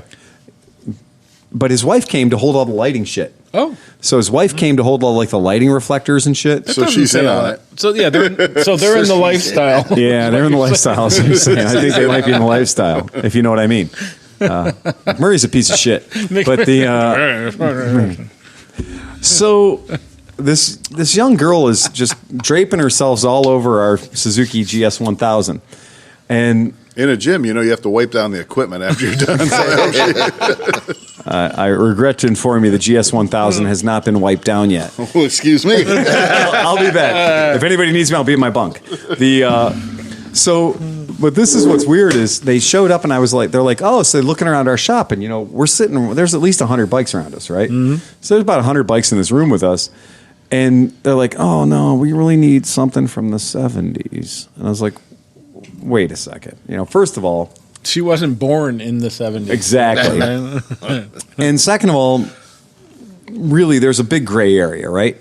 So Chris Smith's bike was sitting there. He's not here to defend himself tonight either, which is really fun.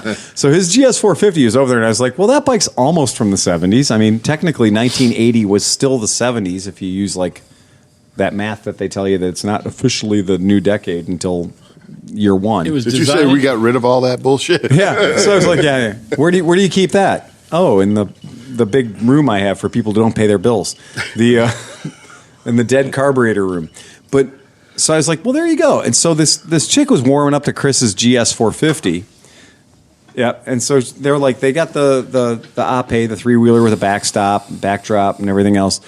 And somebody was like, well, we need a bike from the 70s. Like, we really need a real bike from the 70s. And I was like, absolutely, sure. I've got Vespas and Lambrettas and shit from the 50s, 60s, and 70s. No, we need a I bike said from real the bike. 70s. Real bike. And I was like, well, there's a fucking Evo over there that's from the 80s, but who the fuck could tell because Harley didn't change anything ever.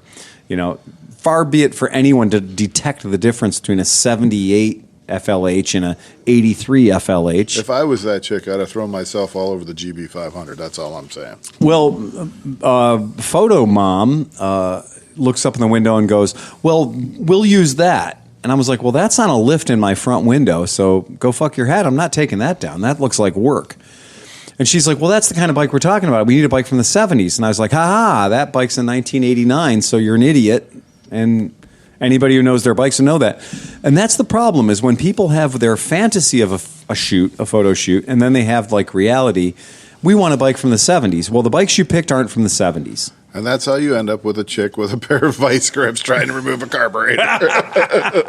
Which is also or true. A pipe wrench. With a pipe wrench trying to tighten take the carburetor lug out nuts. for the picture. Yeah, exactly. Might as well have a monkey sitting there because you made yourself look stupid to all the people who own motorcycles.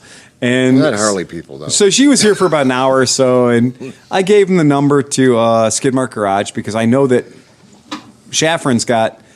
I know Skidmark Garage has got 70s bikes littering the place, so. And that's the right place for That's her. the right place. It looks like you want it to look. They'll be It's- happy to have It's it. disgustingly They'll dirty roll and out the filthy. carpet. They'll be thrilled. Yeah, they got a bar and all the acromans that go on the wall. Oh, it looks perfect. It's Yeah. the perfect place to do a shot of some girl who wants to send a message to a V-twin powered magazine that this 19-year-old girl is in the 70s. It's bad. It's a bad scene, dude. It's a really bad scene. I asked them what magazine they were posing for, and I was like, well, if Rolling Thunder. No. it's not Easy Rider. And I was like, it's not Iron Pony. I was like, how dark, how dirty are these pictures going to be? And when she told me the name of the magazine, I was like, yeah, they don't give a shit. They don't know. Like the people that run that magazine have no idea what's from 1969 versus 1989. So what is it? We're not talking about that. 69. Yeah. Anyway, so We'll have to bleep out anything again, you said. I don't know who listens to the podcast. It amazes me all the time when people come in and they're like, "So my wife and our church and I listen to your podcast." And I'm like, "Oh shit!" 2 words on the outfit. Yeah, What were the outfit? Daisy Dukes. Just a good old boy. It was The 80s? the Duke Never boys really got needed no themselves into some home. trouble now. It's all yeah. Are you out? I have to go out with my wife. Yes, you do. It's Saturday my night, regards, man. dude. Steve, I'm surprised you were Tell here. Kit. Yeah. Kit normally has. You guys have a long-standing arrangement for Saturday nights. with her on Saturday night for 30 30 years. so- Right. But last night was Valentine's night. So even the married guys Yeah, got but a we don't, piece. We're not a Yeah. Valentine's. Like Friday night to us Yeah. is podcast night. There you go. See? So, Yeah. but tonight is we'll make it an abbreviated. What did they say? night. Friday was for the girlfriends and Saturdays for the wives? So in our room, Fridays for the podcast, Saturdays for the wives. boyfriends? Yeah. It's just so podcast listeners know it's Saturday. We didn't do podcast last night because it was Valentine's night. Yep.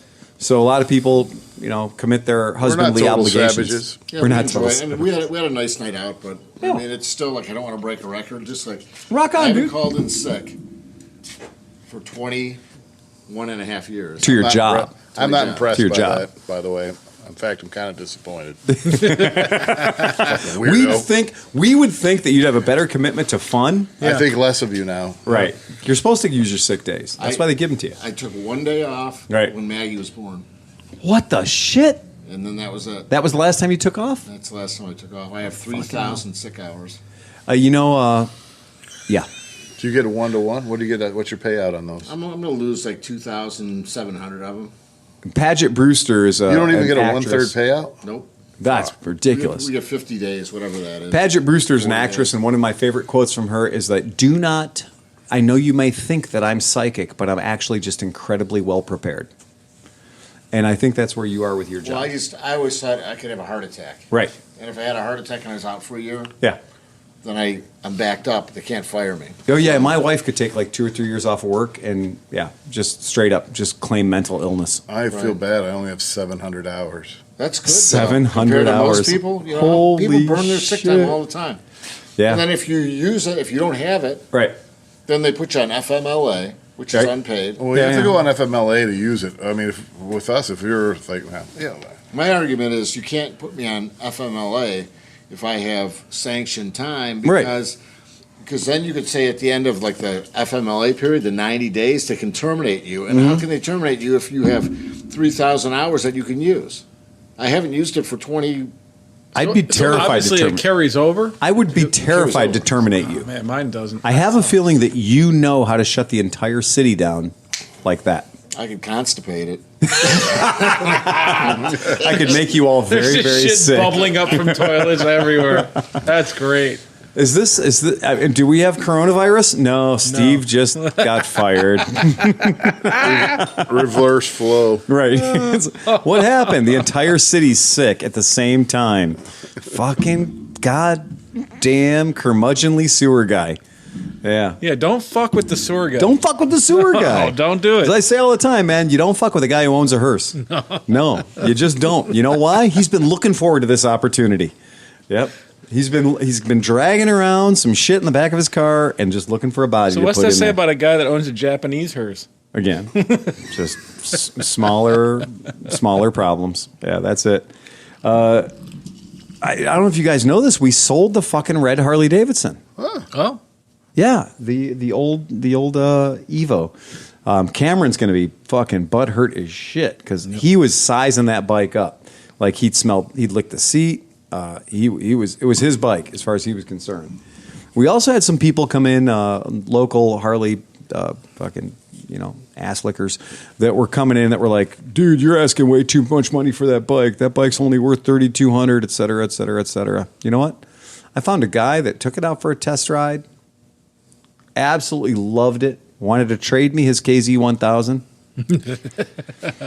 He's been fucking his hat for the past week, but yeah, he's thrilled. He owns the bike now, and so he's just got to come and pick it up. Do you have another KZ1000? No, fuck that shit. Oh, good. No, All right. I want no, done. There's a lot of people disappointed about a second video now. I'm about done. KZ1000. I'm so fucking All right. done.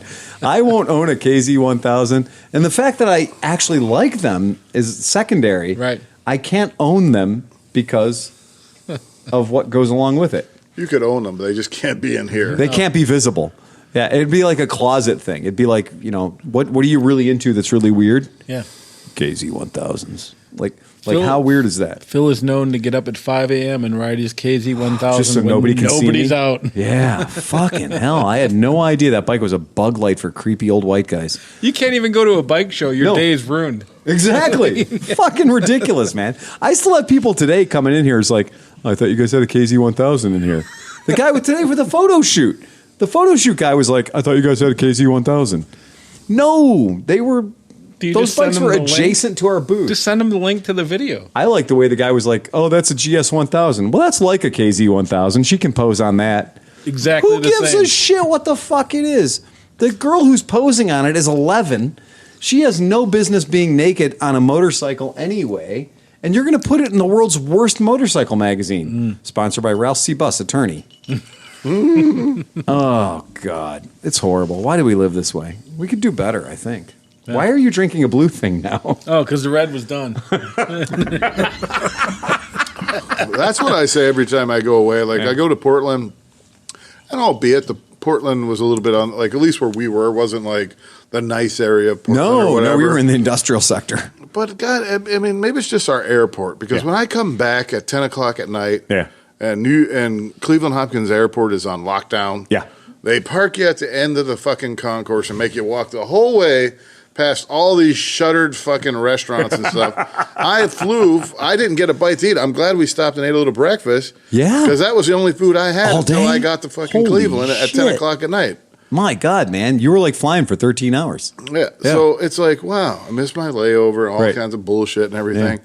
But then you come in and it's like, I feel like I came into an Eastern Bloc country. Right. The lighting's dim. There's a light flickering. It's like that airport they built in China You gotta that nobody walk ever all used. The way. And then I get on I took the train, so I didn't want to pay $33 for an Uber. So I jumped on the train and took it to Triscuit Rapid. You took the Amtrak? Yeah. I mean, sorry, you took the RTA? Yeah, yeah. The shame train? Yeah, sure. Right on. $2.50. You said it. I'm Scottish. I know. I know. Well, you get on the train and then they're like, I know what, I mean, I get it. Right. It was, somebody did all these portraits. Well, yeah, but it's all miserable fuckers, like sitting there like just normal people. Is that on the Rapid? Yeah. And then so you start driving and these faces are going past Wait, you. they have portraits of Rapid patrons. Yeah, well, like people from Cleveland. Yeah. But not like happy, smiley Cleveland, like just people like, No, it's realistic. just like people So it looks like a just standing there. Like 1920s still And so these life. start going Yeah. by the windows, and it's all dark outside the train. You're just seeing these like Random ghosts, faces going by. yeah, and you're like, fucking Like, really? This is what you thought people coming to Cleveland should want to see? I know you got it for free. Somebody did it. Yes, it's probably good art.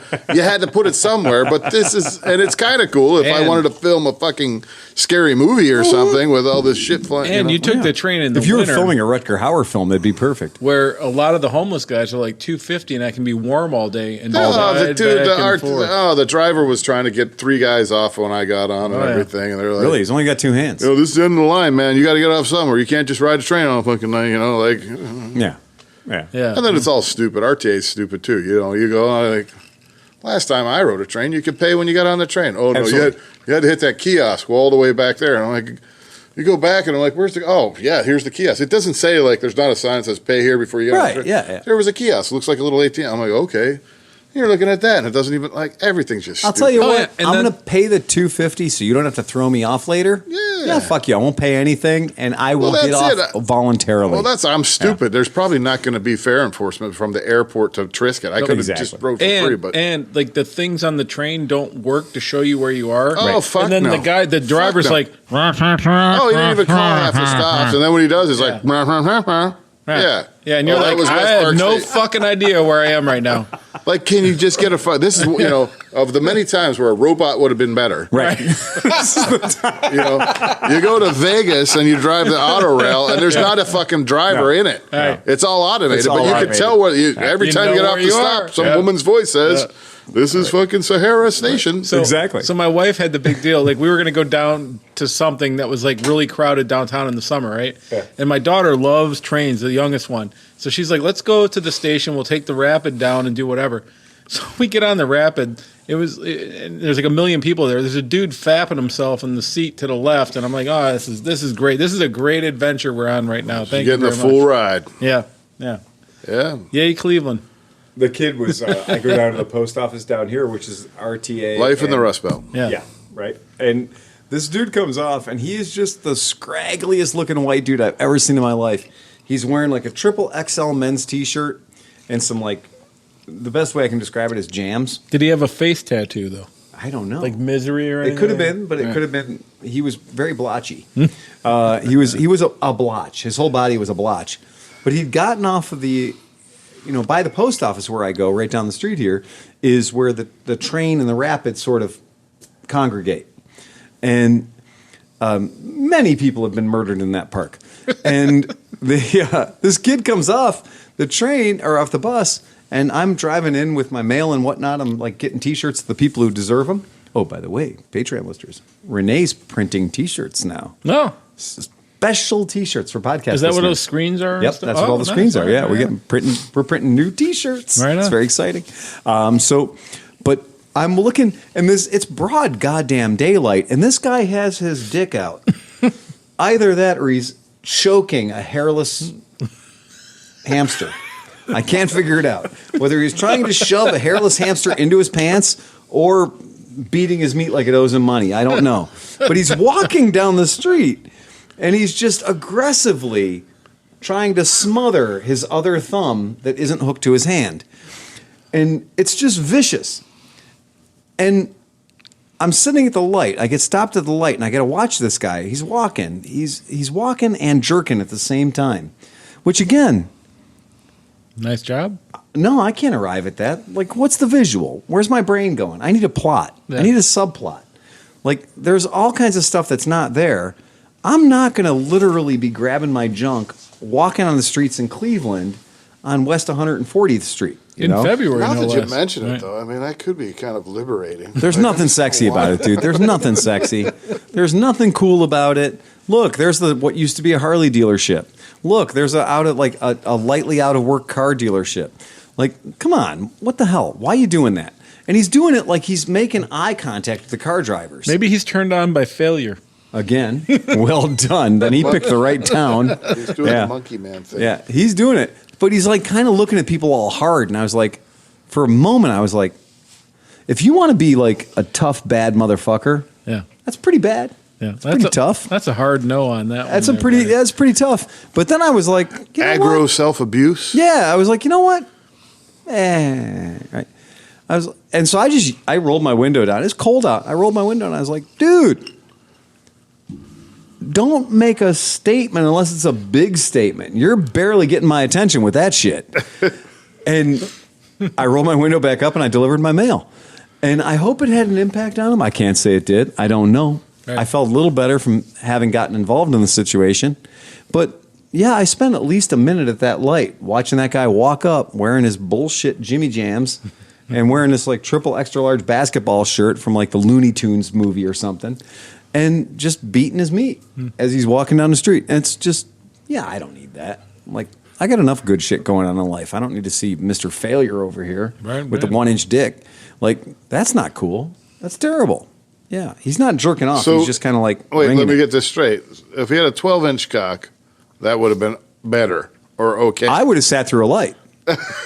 Seriously. I mean, look, that's a show at least. One. Holy shit. One, that's a unicorn. He's got his lightsaber out. Yeah, right. That's a unicorn. Two, if I catch that on video, that's like 1 million hits. Right. Right? Yeah. Yeah.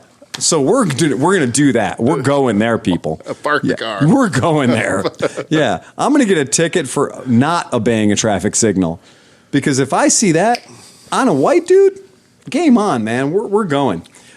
Speaking of million hits. Yeah. So you guys. Speaking of million well, no, it just hit my head. So these guys were all freaking out on the Japanese motorcycle forum on Facebook about this guy who had a Kawasaki KZ whatever with the 253 whatever. So our dude Trevor, all the guys from Mid Ohio.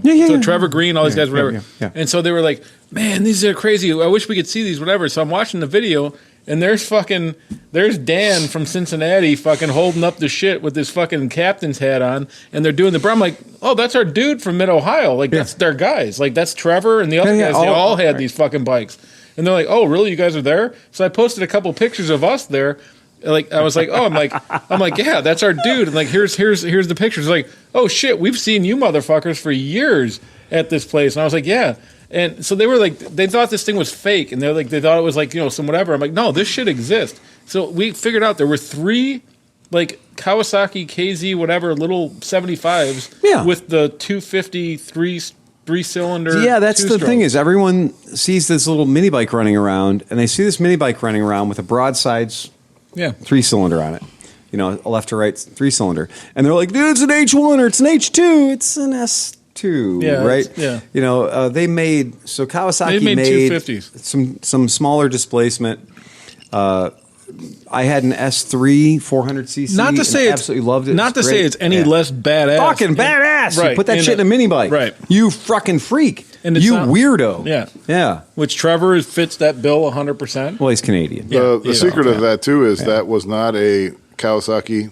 That was actually a Honda. Yeah. Mini bike with Kawasaki livery. Right, exactly. Kawasaki motor in a Honda frame with Kawasaki KV75. Well, no, but the other dude had a Kawasaki K something 75. K75, yeah. Yeah, and he put the whatever. So there was 3 of them there. And so it was the debate. But all these guys were saying like, oh, wow, this doesn't exist. I'm like, oh, no, it totally does. Oh, it totally exists. And for get them to race the Grom Base Zero. That's true, and that is a fucking great idea. Oh, that thing would kill it. The electric bike would murder that thing. I think that at this point we do have to acknowledge the fact that we are making early preparations for Mid-Ohio. Oh, I hope so. Yeah, I think it's fair at this point to say. Oh yeah. I do want to give a shout out to all the misfits. Michael that showed up, who was leaving sprinkles, beard sprinkles everywhere. So the misfits that showed up, we had Emma was there, Mikey 3 times was there, and Michael was there. Michael is a gorilla.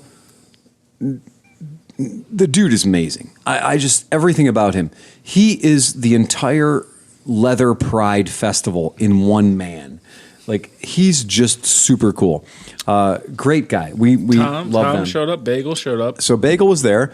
Who was the guy? Naked Jim. So Naked Jim was there. Yeah. Who was the guy on the ST 1300? The young kid. That was it. Oh, Knack? it did. Knack was Knack was not there. It was Are you talking about Harry? Henry. Henry. That was in Mid-Ohio. We're talking about Portland show. Oh, Portland. Portland show. Sorry. Naked Jim was there. Bagel was there. The amount of impact that our stupid group of friends had at the one show. It was pretty incredible. Like to see all those misfits there and to be a part of that. John had to boogie out of town on Sunday morning. Yep. I held our end up. I made sure to go back and visit Maggie. And you did? Oh, did you? I did.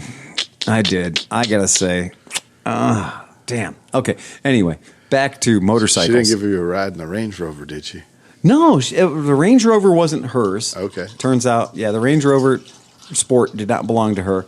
But that is another thing about Portland. God bless Portland. The old strip clubs like Mary's and stuff, like the old clubs, everybody knows each other. Everyone respects each other, and they do give you the hookup. The Misfits, we went for coffee and recorded a podcast on the back deck of a coffee shop. And it was a proper meeting of the minds. Nice. And it was a good wrap up. Well, I thought you were going to talk about the Lucky Devil. No, Lucky Devil was, goddamn. Again, you should never Happy birthday, Bagel. Yeah, you should. Yeah, happy birthday, Tom. Hold on. So you guys are. This is inside shit that we don't know about. So break it out. We decided on, what was that, Saturday? Yeah. We decided at lunch hour for Saturday that we were going to have a proper Portland lunch, and we're going to go to a strip club, as you do. Mm-hmm. And so we went to Lucky Devil, and Lucky Devil's signature move is that they have monkey bars above the stage. So there's a pole. If you don't think that's a good idea, you've not been there. And the monkey bars above the stage were just great. There was a young lady. You've seen a stripper go up the pole. Yeah. But now she goes up the pole and across the ceiling. And does and hangs upside down. Yeah, it's so cool. Yeah. And there's this young lady, Luna, that she was working it hard. Who made it her personal mission to make sure that Bagel had the greatest birthday ever. As you should. As you should. Right. And we were just having a great time. And we were trying to help John celebrate his relatively recent birthday. But then we found out at that juncture that his daughter had taken a fucking endo while snowboarding. Yeah, she tried snowboarding for the first time. And received a radial fracture of her 2 breaks of the radial wrist. and ulna, right? Yeah, so the big bone Radius here, and ulna? Yeah. the tip of the bone bent backwards and shattered everything back here, and then this one knocked a little spur off of it. Yeah, so she broke her wrist. She's in a cast. I had to check out. For I'm sorry to hear that. So you know what? She's loving the attention. Is she really? Oh my God! She came She home. got a cast her on. Cast is all. Yeah. And it wasn't, I guess, that. I mean, it was painful at the time. And Eric but was there, right?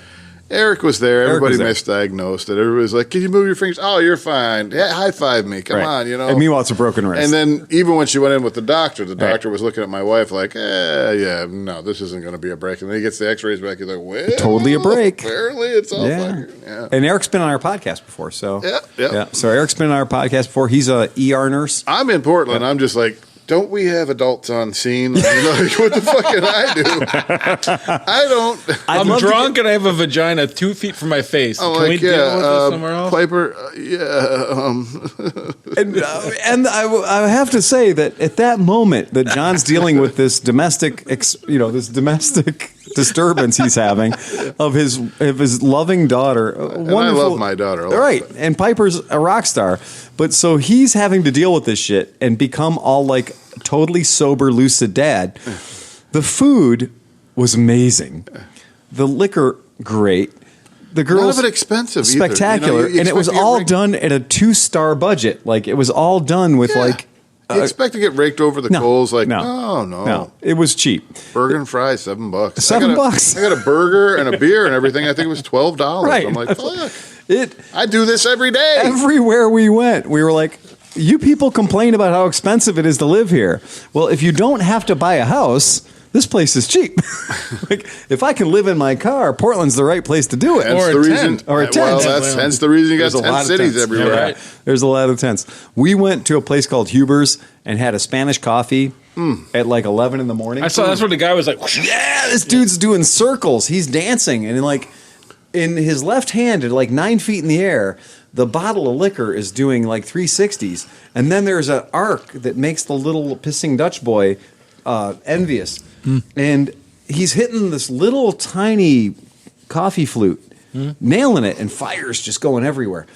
Not spilling What a started? drop. But like the fire seemed to start after. Like Well, Okay, because the it's- drink is never not flaming. oh, okay. Hey, correct me if You just I'm can't wrong. see the flame. So correct me if I'm Yeah, wrong. go ahead. He started out with some 151. And Started with Cruzan 151, yeah, bottom so shelf, but high octane. Light it up. Yeah. And then sugar. You sugar the with, rim. with some lime, like a Yeah. tahini kind of, but Tiny sugar bit. tahini. Yeah, tiny bit. And then so that burned until you melt all the sugar. Yeah, So you just caramelize kept the sugar. whirling that Oh, around so until it good. caramelized and Yeah. burnt the sugar onto it. Yep. Then Blammo, Kahlua, Kahlua. and then tequila.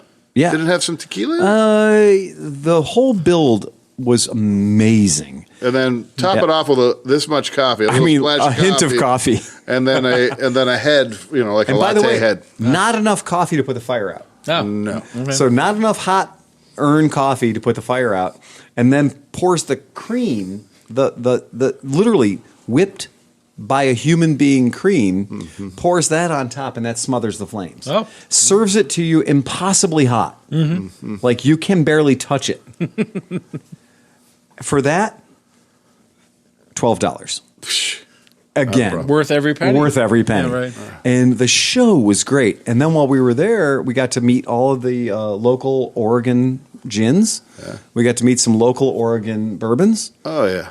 Chat And- up the bartender all you can. 'Cause Yeah. That worked great for And us. he's a great bartender. Steven was amazing. Like that Amazing. guy knows his shit. Encyclopedia. The history of the building, the Britannica history of Huber's, the oldest bar in All Portland. right. So I have a question. So separately, and don't answer what he answers.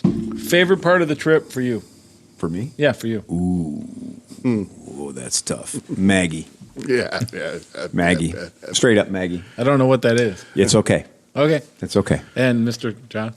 I mean, that was all fun. That 16-ounce T-bone steak at the Yeah. Acropolis, Yeah. it's priceless. Yeah. But Okay. I don't know that, but I really did like being at Huber's. Huber's was fun. Huber's was very classy. Like Yeah. John and I, we traveled like Discovery Channel traveling, Yeah. but then on Cinemax. Does that make sense? Oh, it does. Okay, because Or that's better than that, the box where you had to go back and forth the channels. Yeah, right. See a boob once for in a real, while. Yeah. for real. Yeah. We did Discovery Travel Channel shit. Okay. but on Cinemax. Okay. we did it that way. That was Softcore how we porn, put it together. yeah, Yeah, right, good. it was a really good trip, and the right people, obviously the right place. The motorcycles, the flat track racing, like everything about it. Women's flat track racing. That was killer. That was fucking gladiator The sport. best heat of the evening was the women. by far the women's final. Like the women's final, they red flagged the race 3 times. 3 times. I've never seen any race red flagged 3 Couldn't get times. past the first turn, This racer had a motorcycle come down on her back, laying on her. laying on her for not just like an second, a while. You could smell And they're bacon in the protected stadium. by nylon. And she's what, like 100 pounds? I don't know, but she's Small girl? Yeah. She's a girl, yeah. But like she's wearing a nylon racing jersey, and nylon is not known for its fire resistance. No. And then Shrink a wrap. She's wearing motorcycle, shrink wrap. yeah, a motorcycle that has hot Things. parts, just decided to just lay down on her. Which I think it was pissing on her too. Oh, yeah. Because that Yeah. bike later on went On fuego. When they finally got Yeah. the race started, Yeah. did 2 or 3 laps, and it was she could not possibly No. see. No. There was so much steam boiling out of Yeah. that bike. It was just like she had to DQ because she couldn't ride it because it And was overheating. the rider the rider who went down with this bike on her back while it's exhausted, They just had to burned literally through her pick back. the bike up off Yeah. of her while she was She's getting- going to have 13th degree burns Yeah. on her back. And she jumped on that bike. She's fanning her back. She's literally fanning her back on video. She's fanning her back. They get her bike restarted, and they decide they're going to start the race again. She never punked out of that race, despite 3 restarts.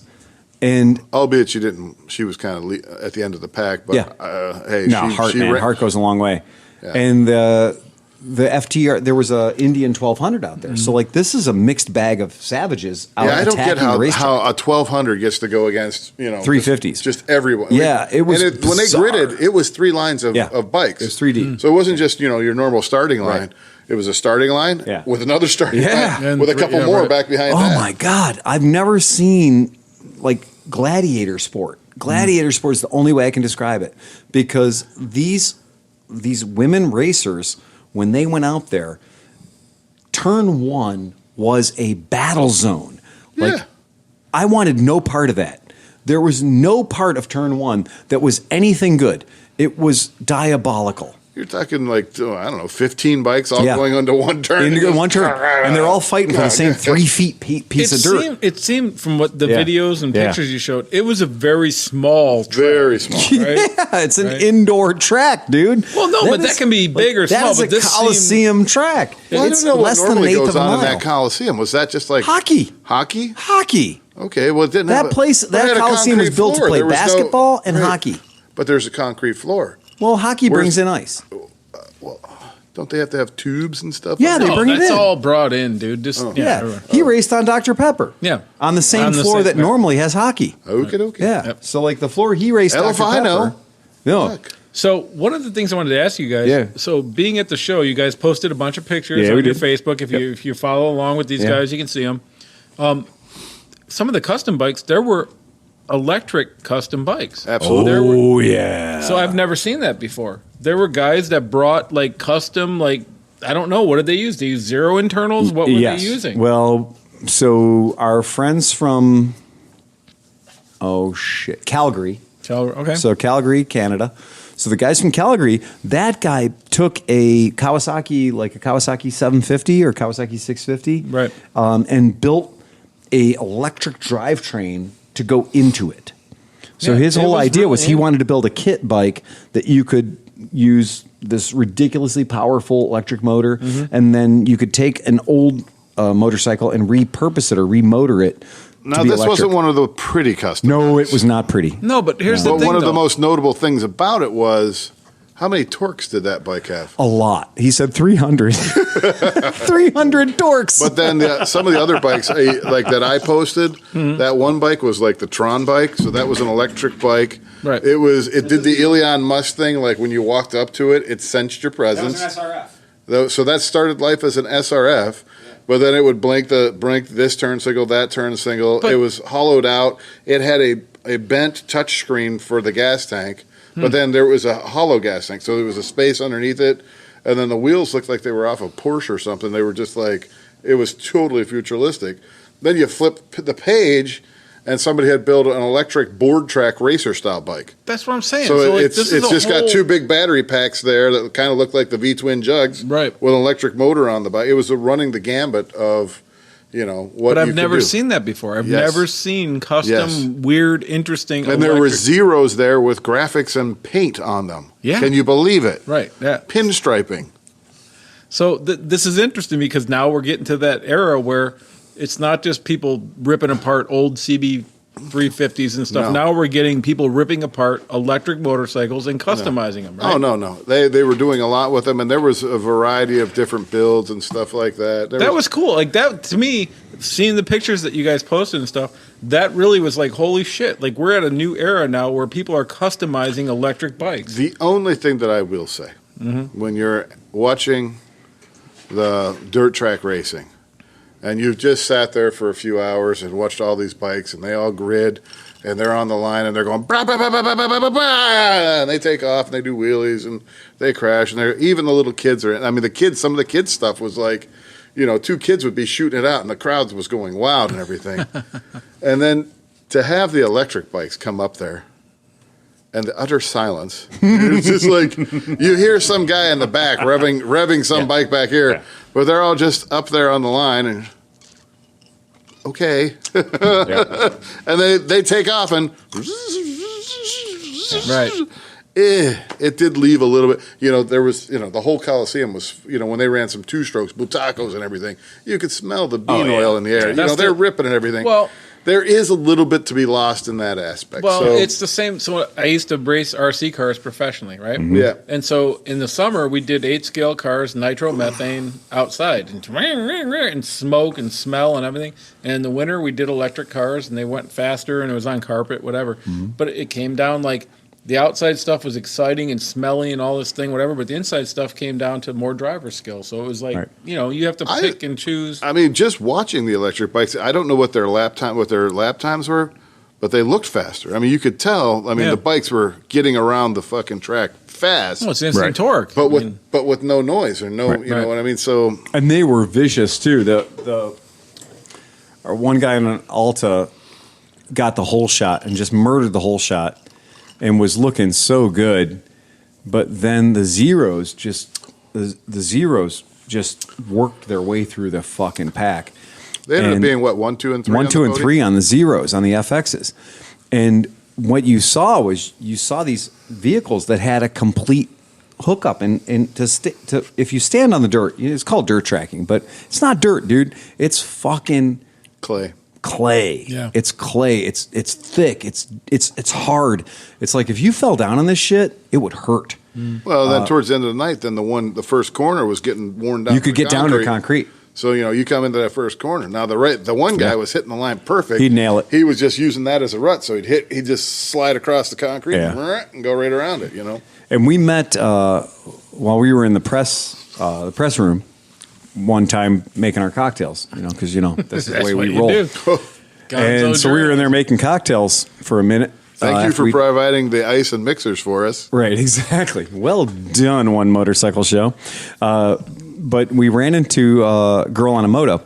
And so Girl on a Moto is Connie and Beulah do a ladies motorcycle podcast, and they're on episode number 31 right now, which features John and I. So are you single? Yeah. So right off the bat, they were like, so tell us your Valentine's story about, your wife and whatever. And so John goes out and John just drops this like love bomb for Peggy. And I'm like, fuck you, you dick, man. I love you as much today as the first time I met you.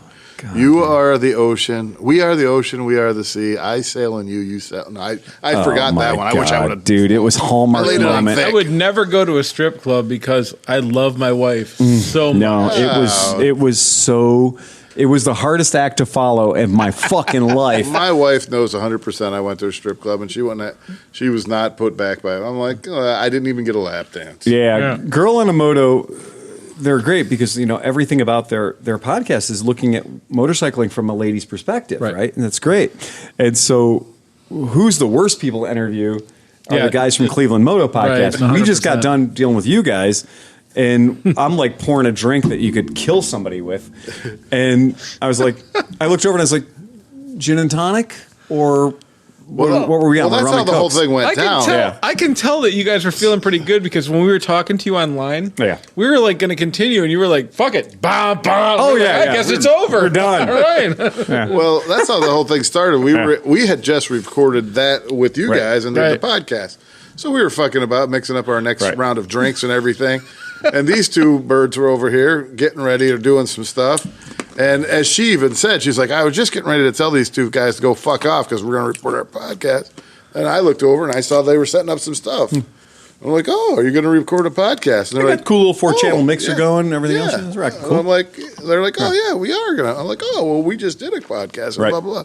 Hey, would you like a drink? Well, as a matter of fact, that's the universal language. Language thank you is very like- much. Huh? And so they're like, oh, yeah, cool. So what's your podcast called? And they're like, oh, we're from Girl on a Motor. And I was like, oh, yeah, Women on Motor. Oh, the women. I remember your podcast like when it first started. And it's cool. You guys are on, episode. I couldn't remember exactly what they're on, episode 30 at the time. And so we're like, great. And they're like, so who are you fuckers? And I was like, well, we're from Cleveland Moto. And they're like, oh, wow. You guys are really an old podcast. And it was so weird because they were like, we had no idea who you were. Yeah. And it was just like, Look at the faces. We have faces for radio. can we interview you? and when they were like, yeah, we'd love to interview you because we have no idea what it's like to have 270 some podcasts. Right. Yeah, we've been podcasting since 2011. Right. 9 years. Yeah.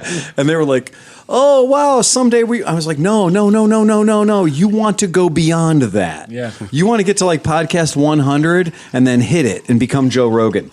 But Nobody will become Joe Rogan. You don't want to get to podcast number 265 and still have non-sponsors. Right. Like people are like, oh, I remember them when we sponsored them for a week and a half. Yeah. We're unsponsorable. We are kind of unfucking but I don't know. sponsorable. I think Indian because I think Indian's willing to go edgy. I will with give it. you credit because Indian is I got an in. They're not Jesse afraid of a James. beer can rolling around. They're not afraid of it, a swear word, being Right. associated with their marquee. Jesse James out at that place. His name is Jesse James. He's not the. He's Jesse not that James, Jesse James but or he's the other Mr. Jesse he's James. Captain Indian at Right. the big dealer over here in Elyria. Okay, all right. We got to talk to him. Yeah, He's all our right. boy. Well, there you Telling go. I mean, look. Well, we can land that fish. Yeah. Honestly, we're never going to stop recording these fucking things, but No. they got to be brave enough to get their name on it because it's going to stink a little. But we got recorded You by bring the one of girl those in a moto. FTR 1200s and let us ride it. I'm pretty sure we'll be pretty happy with the bike. I don't think we need to ride your FTR 1200. I think we just need to. See it? I don't know. Just, I don't know. Just send us a fucking. I check. like them. I'm a little bit. Right. I kind of like them. I kind of like them too. No, they're not bad. When I was watching at the one show, the FTR 1200 going around that impossibly small track, it looked like an angry animal. It just looked like an angry animal, and somebody was on the back of the angry animal trying to point it in the right direction. At no point ever was that 1200 cc's all going to the dirt. Most of there's it no was way. going to killing somebody. Yeah, no. There's Most no of way. them, most of the power of that vehicle, What gear was that bike in? never above second. Yeah, no. I think most of them were just holding in first because you'd see them coming around. They come around the corner and just be like, "What?" They were just, I never heard anybody stretched shift. Hayabusas, Yeah. stretched CBRs I saw that. on dirt. You said, Yeah. "Hey, I have a stretch bike. You know what would be a good thing to do? Race it on a small dirt track." Yeah. I think the barrel racing at Mid Ohio was a bigger track. Oh, definitely. For Definitely, real. right? Oh, no. Yeah. Yeah, for real. And I know when I was doing my riding around out on my KLR, first gear pretty much. The one you motorcycle could try to shift shows- in a second, but then you just Yeah. had to, it wasn't The one gonna work. motorcycle show happens on a hockey arena. I mean, that's what it is. It's That's what you basketball / hockey. That's what you get. They're all the same size. And whether it's Dr. Pepper or Clay from Portland, it's game fucking on. And I give them credit. The guys, Thor and the cats at Portland, God damn, they did a good job.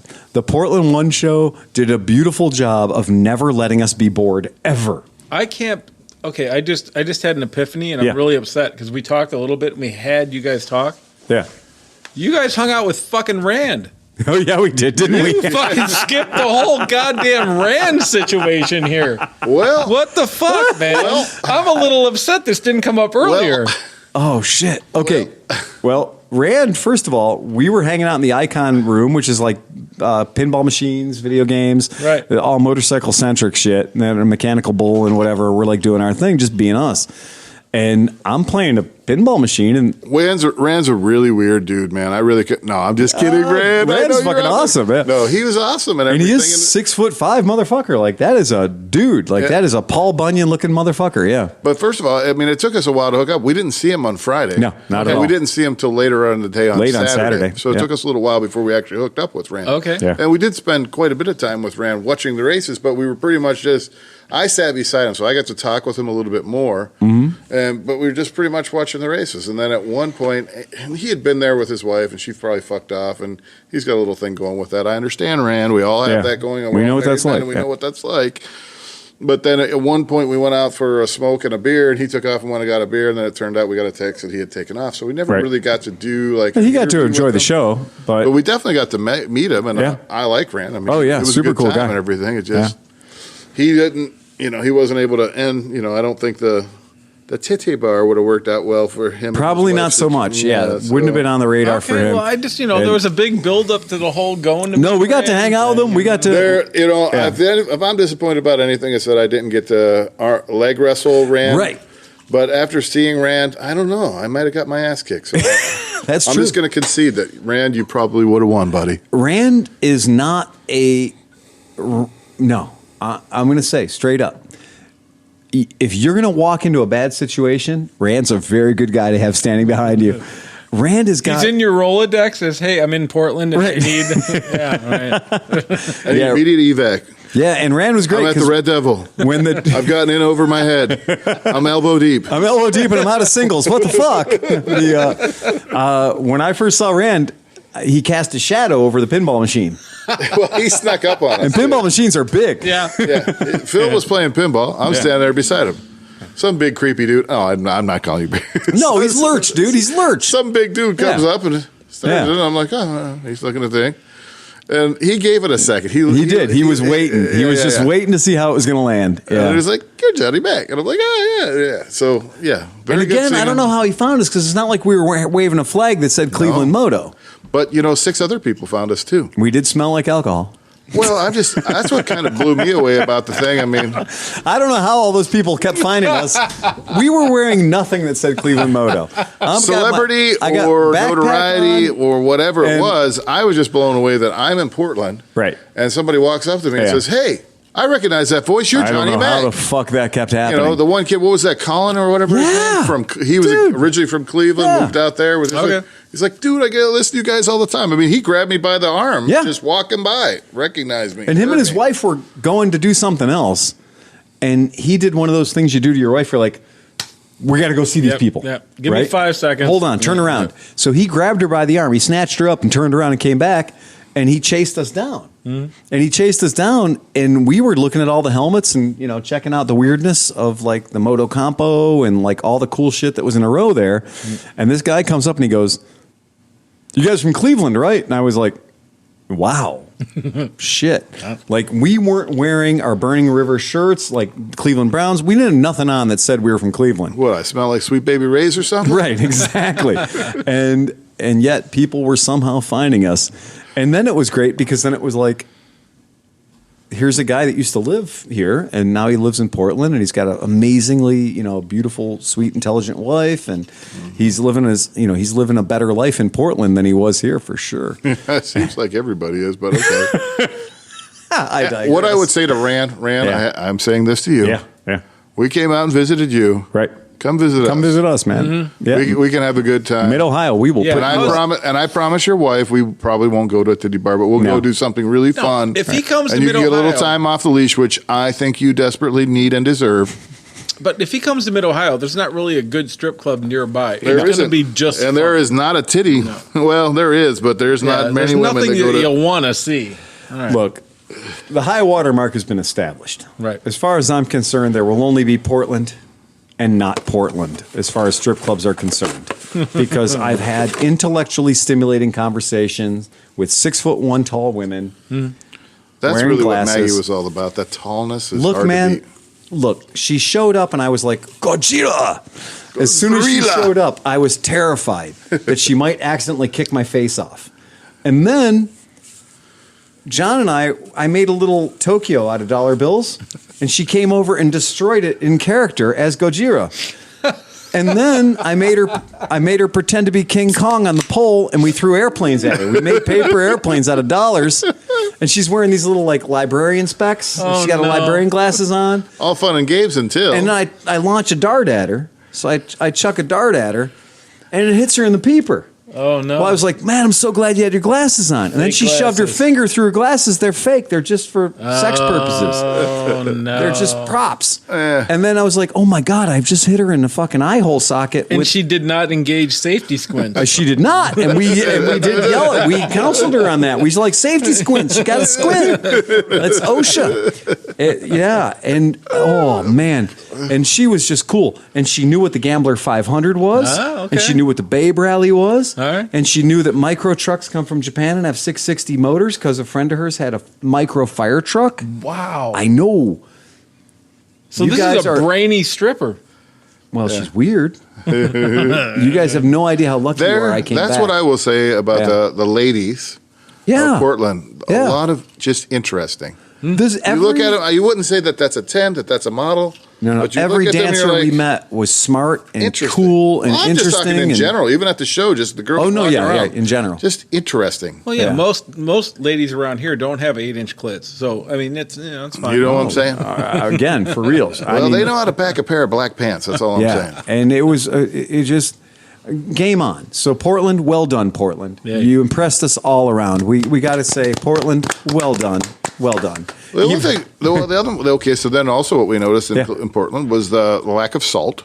No So salt. they cars just last started forever. last year salting. I heard about that. So Yeah. you can find cars that are great. Like There you was would not never a speck of rust on anything on the Dude, road. even Dodge, like even Sprinters, Yeah. were intact. Wow. Yeah, it was weird. So, But yeah. the other thing was it was 55, almost 60 degrees, a light misty rain, but whatever. very British. But nary a motorcycle. So No. this was a motorcycle show. Right. We went to the Very few Real Dirty, motorcycles ridden. film festival Right. thing. Nothing, huh? You'd have thought, half the street would have been lined up with No. bikes. It's 50 No such some thing. degree. Nope, not. Yeah. Very few bikes. Two or three bikes. That's all Yeah, we saw. very few bikes. We would have been riding for certain. But then the one guy In that from way. Cali was saying, 60-degree day. Well, we don't even bother riding. Too That's, chilly. That's awful weather. Yeah, not even gonna bother trying to fuck around with that. But it's cool. Portland's amazing. Portland's Yeah. got it figured out. Yeah. And Lumbersexual is Oh. alive and well. Oh, yeah. Oh man, if you like flannel and a nice beard waxing, it's there. Yeah, they got it. Danner all. boots. Danner Everybody's boots wearing Danner. everywhere. That is the official footwear. of Everybody Portland. looks like Where's Waldo. Tight, skinny jeans, a Yeah, flannel, striped and shirt, a beanie cap. Yeah, beanie cap. Boots. Yeah, it is. It's absolutely true. You'd fit in great there, Cinch. Dude, Yeah. I have We found a beer with your none- face You'd fit in great anywhere, Yeah, though. it was and beer can with you on it. Thank you. There's so many. Portland's cool. I love it. And by the way, where the hell can you buy top shelf marijuana for $100 an ounce? How is that even possible? Like $100 an ounce. You didn't end up going to a dispensary or anything. I didn't have to because No. when our friends left, they bequeathed me the weed they didn't smoke. Right. And that's a lot. For the record, you have too much weed. Weed's too available Yeah. when my friends can't smoke all of it. And when they have to get on an airplane and leave weed behind, your weed is too cheap. Which you don't have to do anymore because airlines don't care about weed anymore. I don't know, but I they didn't wanna travel a take any lot for chances. work and Yeah. I have pain. Yeah. And I take weed cartridges with me Okay. all over the These place. were proper joints. Like these Well, were yeah. tailor-made Okay, joints, yeah. factory joints. And But he was saying like a pack of 6 big, like cigarette-style joints was $10. $18.50 for a full goddamn pack of smokes. Oof. Like a pack of beautiful, gorgeous. That's a beautiful artisanally thing, though. Like our wound country, weed. you Yeah. don't have to be into weed. Yeah. But it should be like that. It should be. When we went out okay. to Yeah. the smoking area, Right. it was the smoking area. Right. Yeah. And RJ Reynolds had nothing to do with it. You're smoking Yeah. cigarettes. This Yeah. guy's smoking a joint. Yeah. This guy's firing up a bowl. Yeah. It was just the smoking Good for area. them. And there was no chance of getting in a fist fight. Right. No, everybody there's was no fighting. extremely happy to be around each other. Yeah. It was very cool. I think it's a sign of an elevated I society. think you should have to smoke I'm a joint square. before you vote. I didn't partake. I feel a little bit disappointed in myself by that, but whatever. I think our world would be a better place. Again, we don't talk about politics. So Right, I don't right, care who right. you're It's voting okay. for. That's fine. But I'm thinking that if you had to smoke a joint, wait an hour, and then go vote, Yeah. decisions would be Well, much I like clearer. Phil's idea. Yeah. Is like, I have off to Monday for Right. President's Day. Right.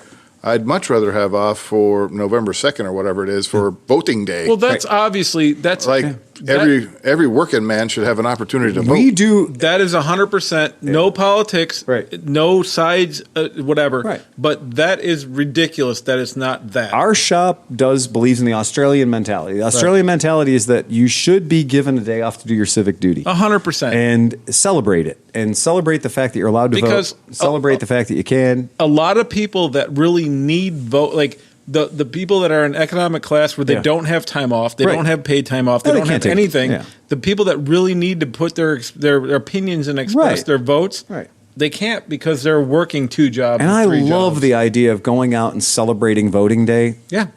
like it's a liquor holiday. Fuck yeah, get hammered and go vote. I don't. I will never do that again. John, poor John. We're doing flaming burnouts or smoky burnouts in the parking lot. Yeah. On voting day, and the police showed up and they were like, "Hey guys, what's going on?" I was like, "Private property." And the guy was like, "Yeah, I know." And he's like, "So what are you celebrating?" I was like, "Voting day." And the cop was like, "That's interesting. Never heard that before."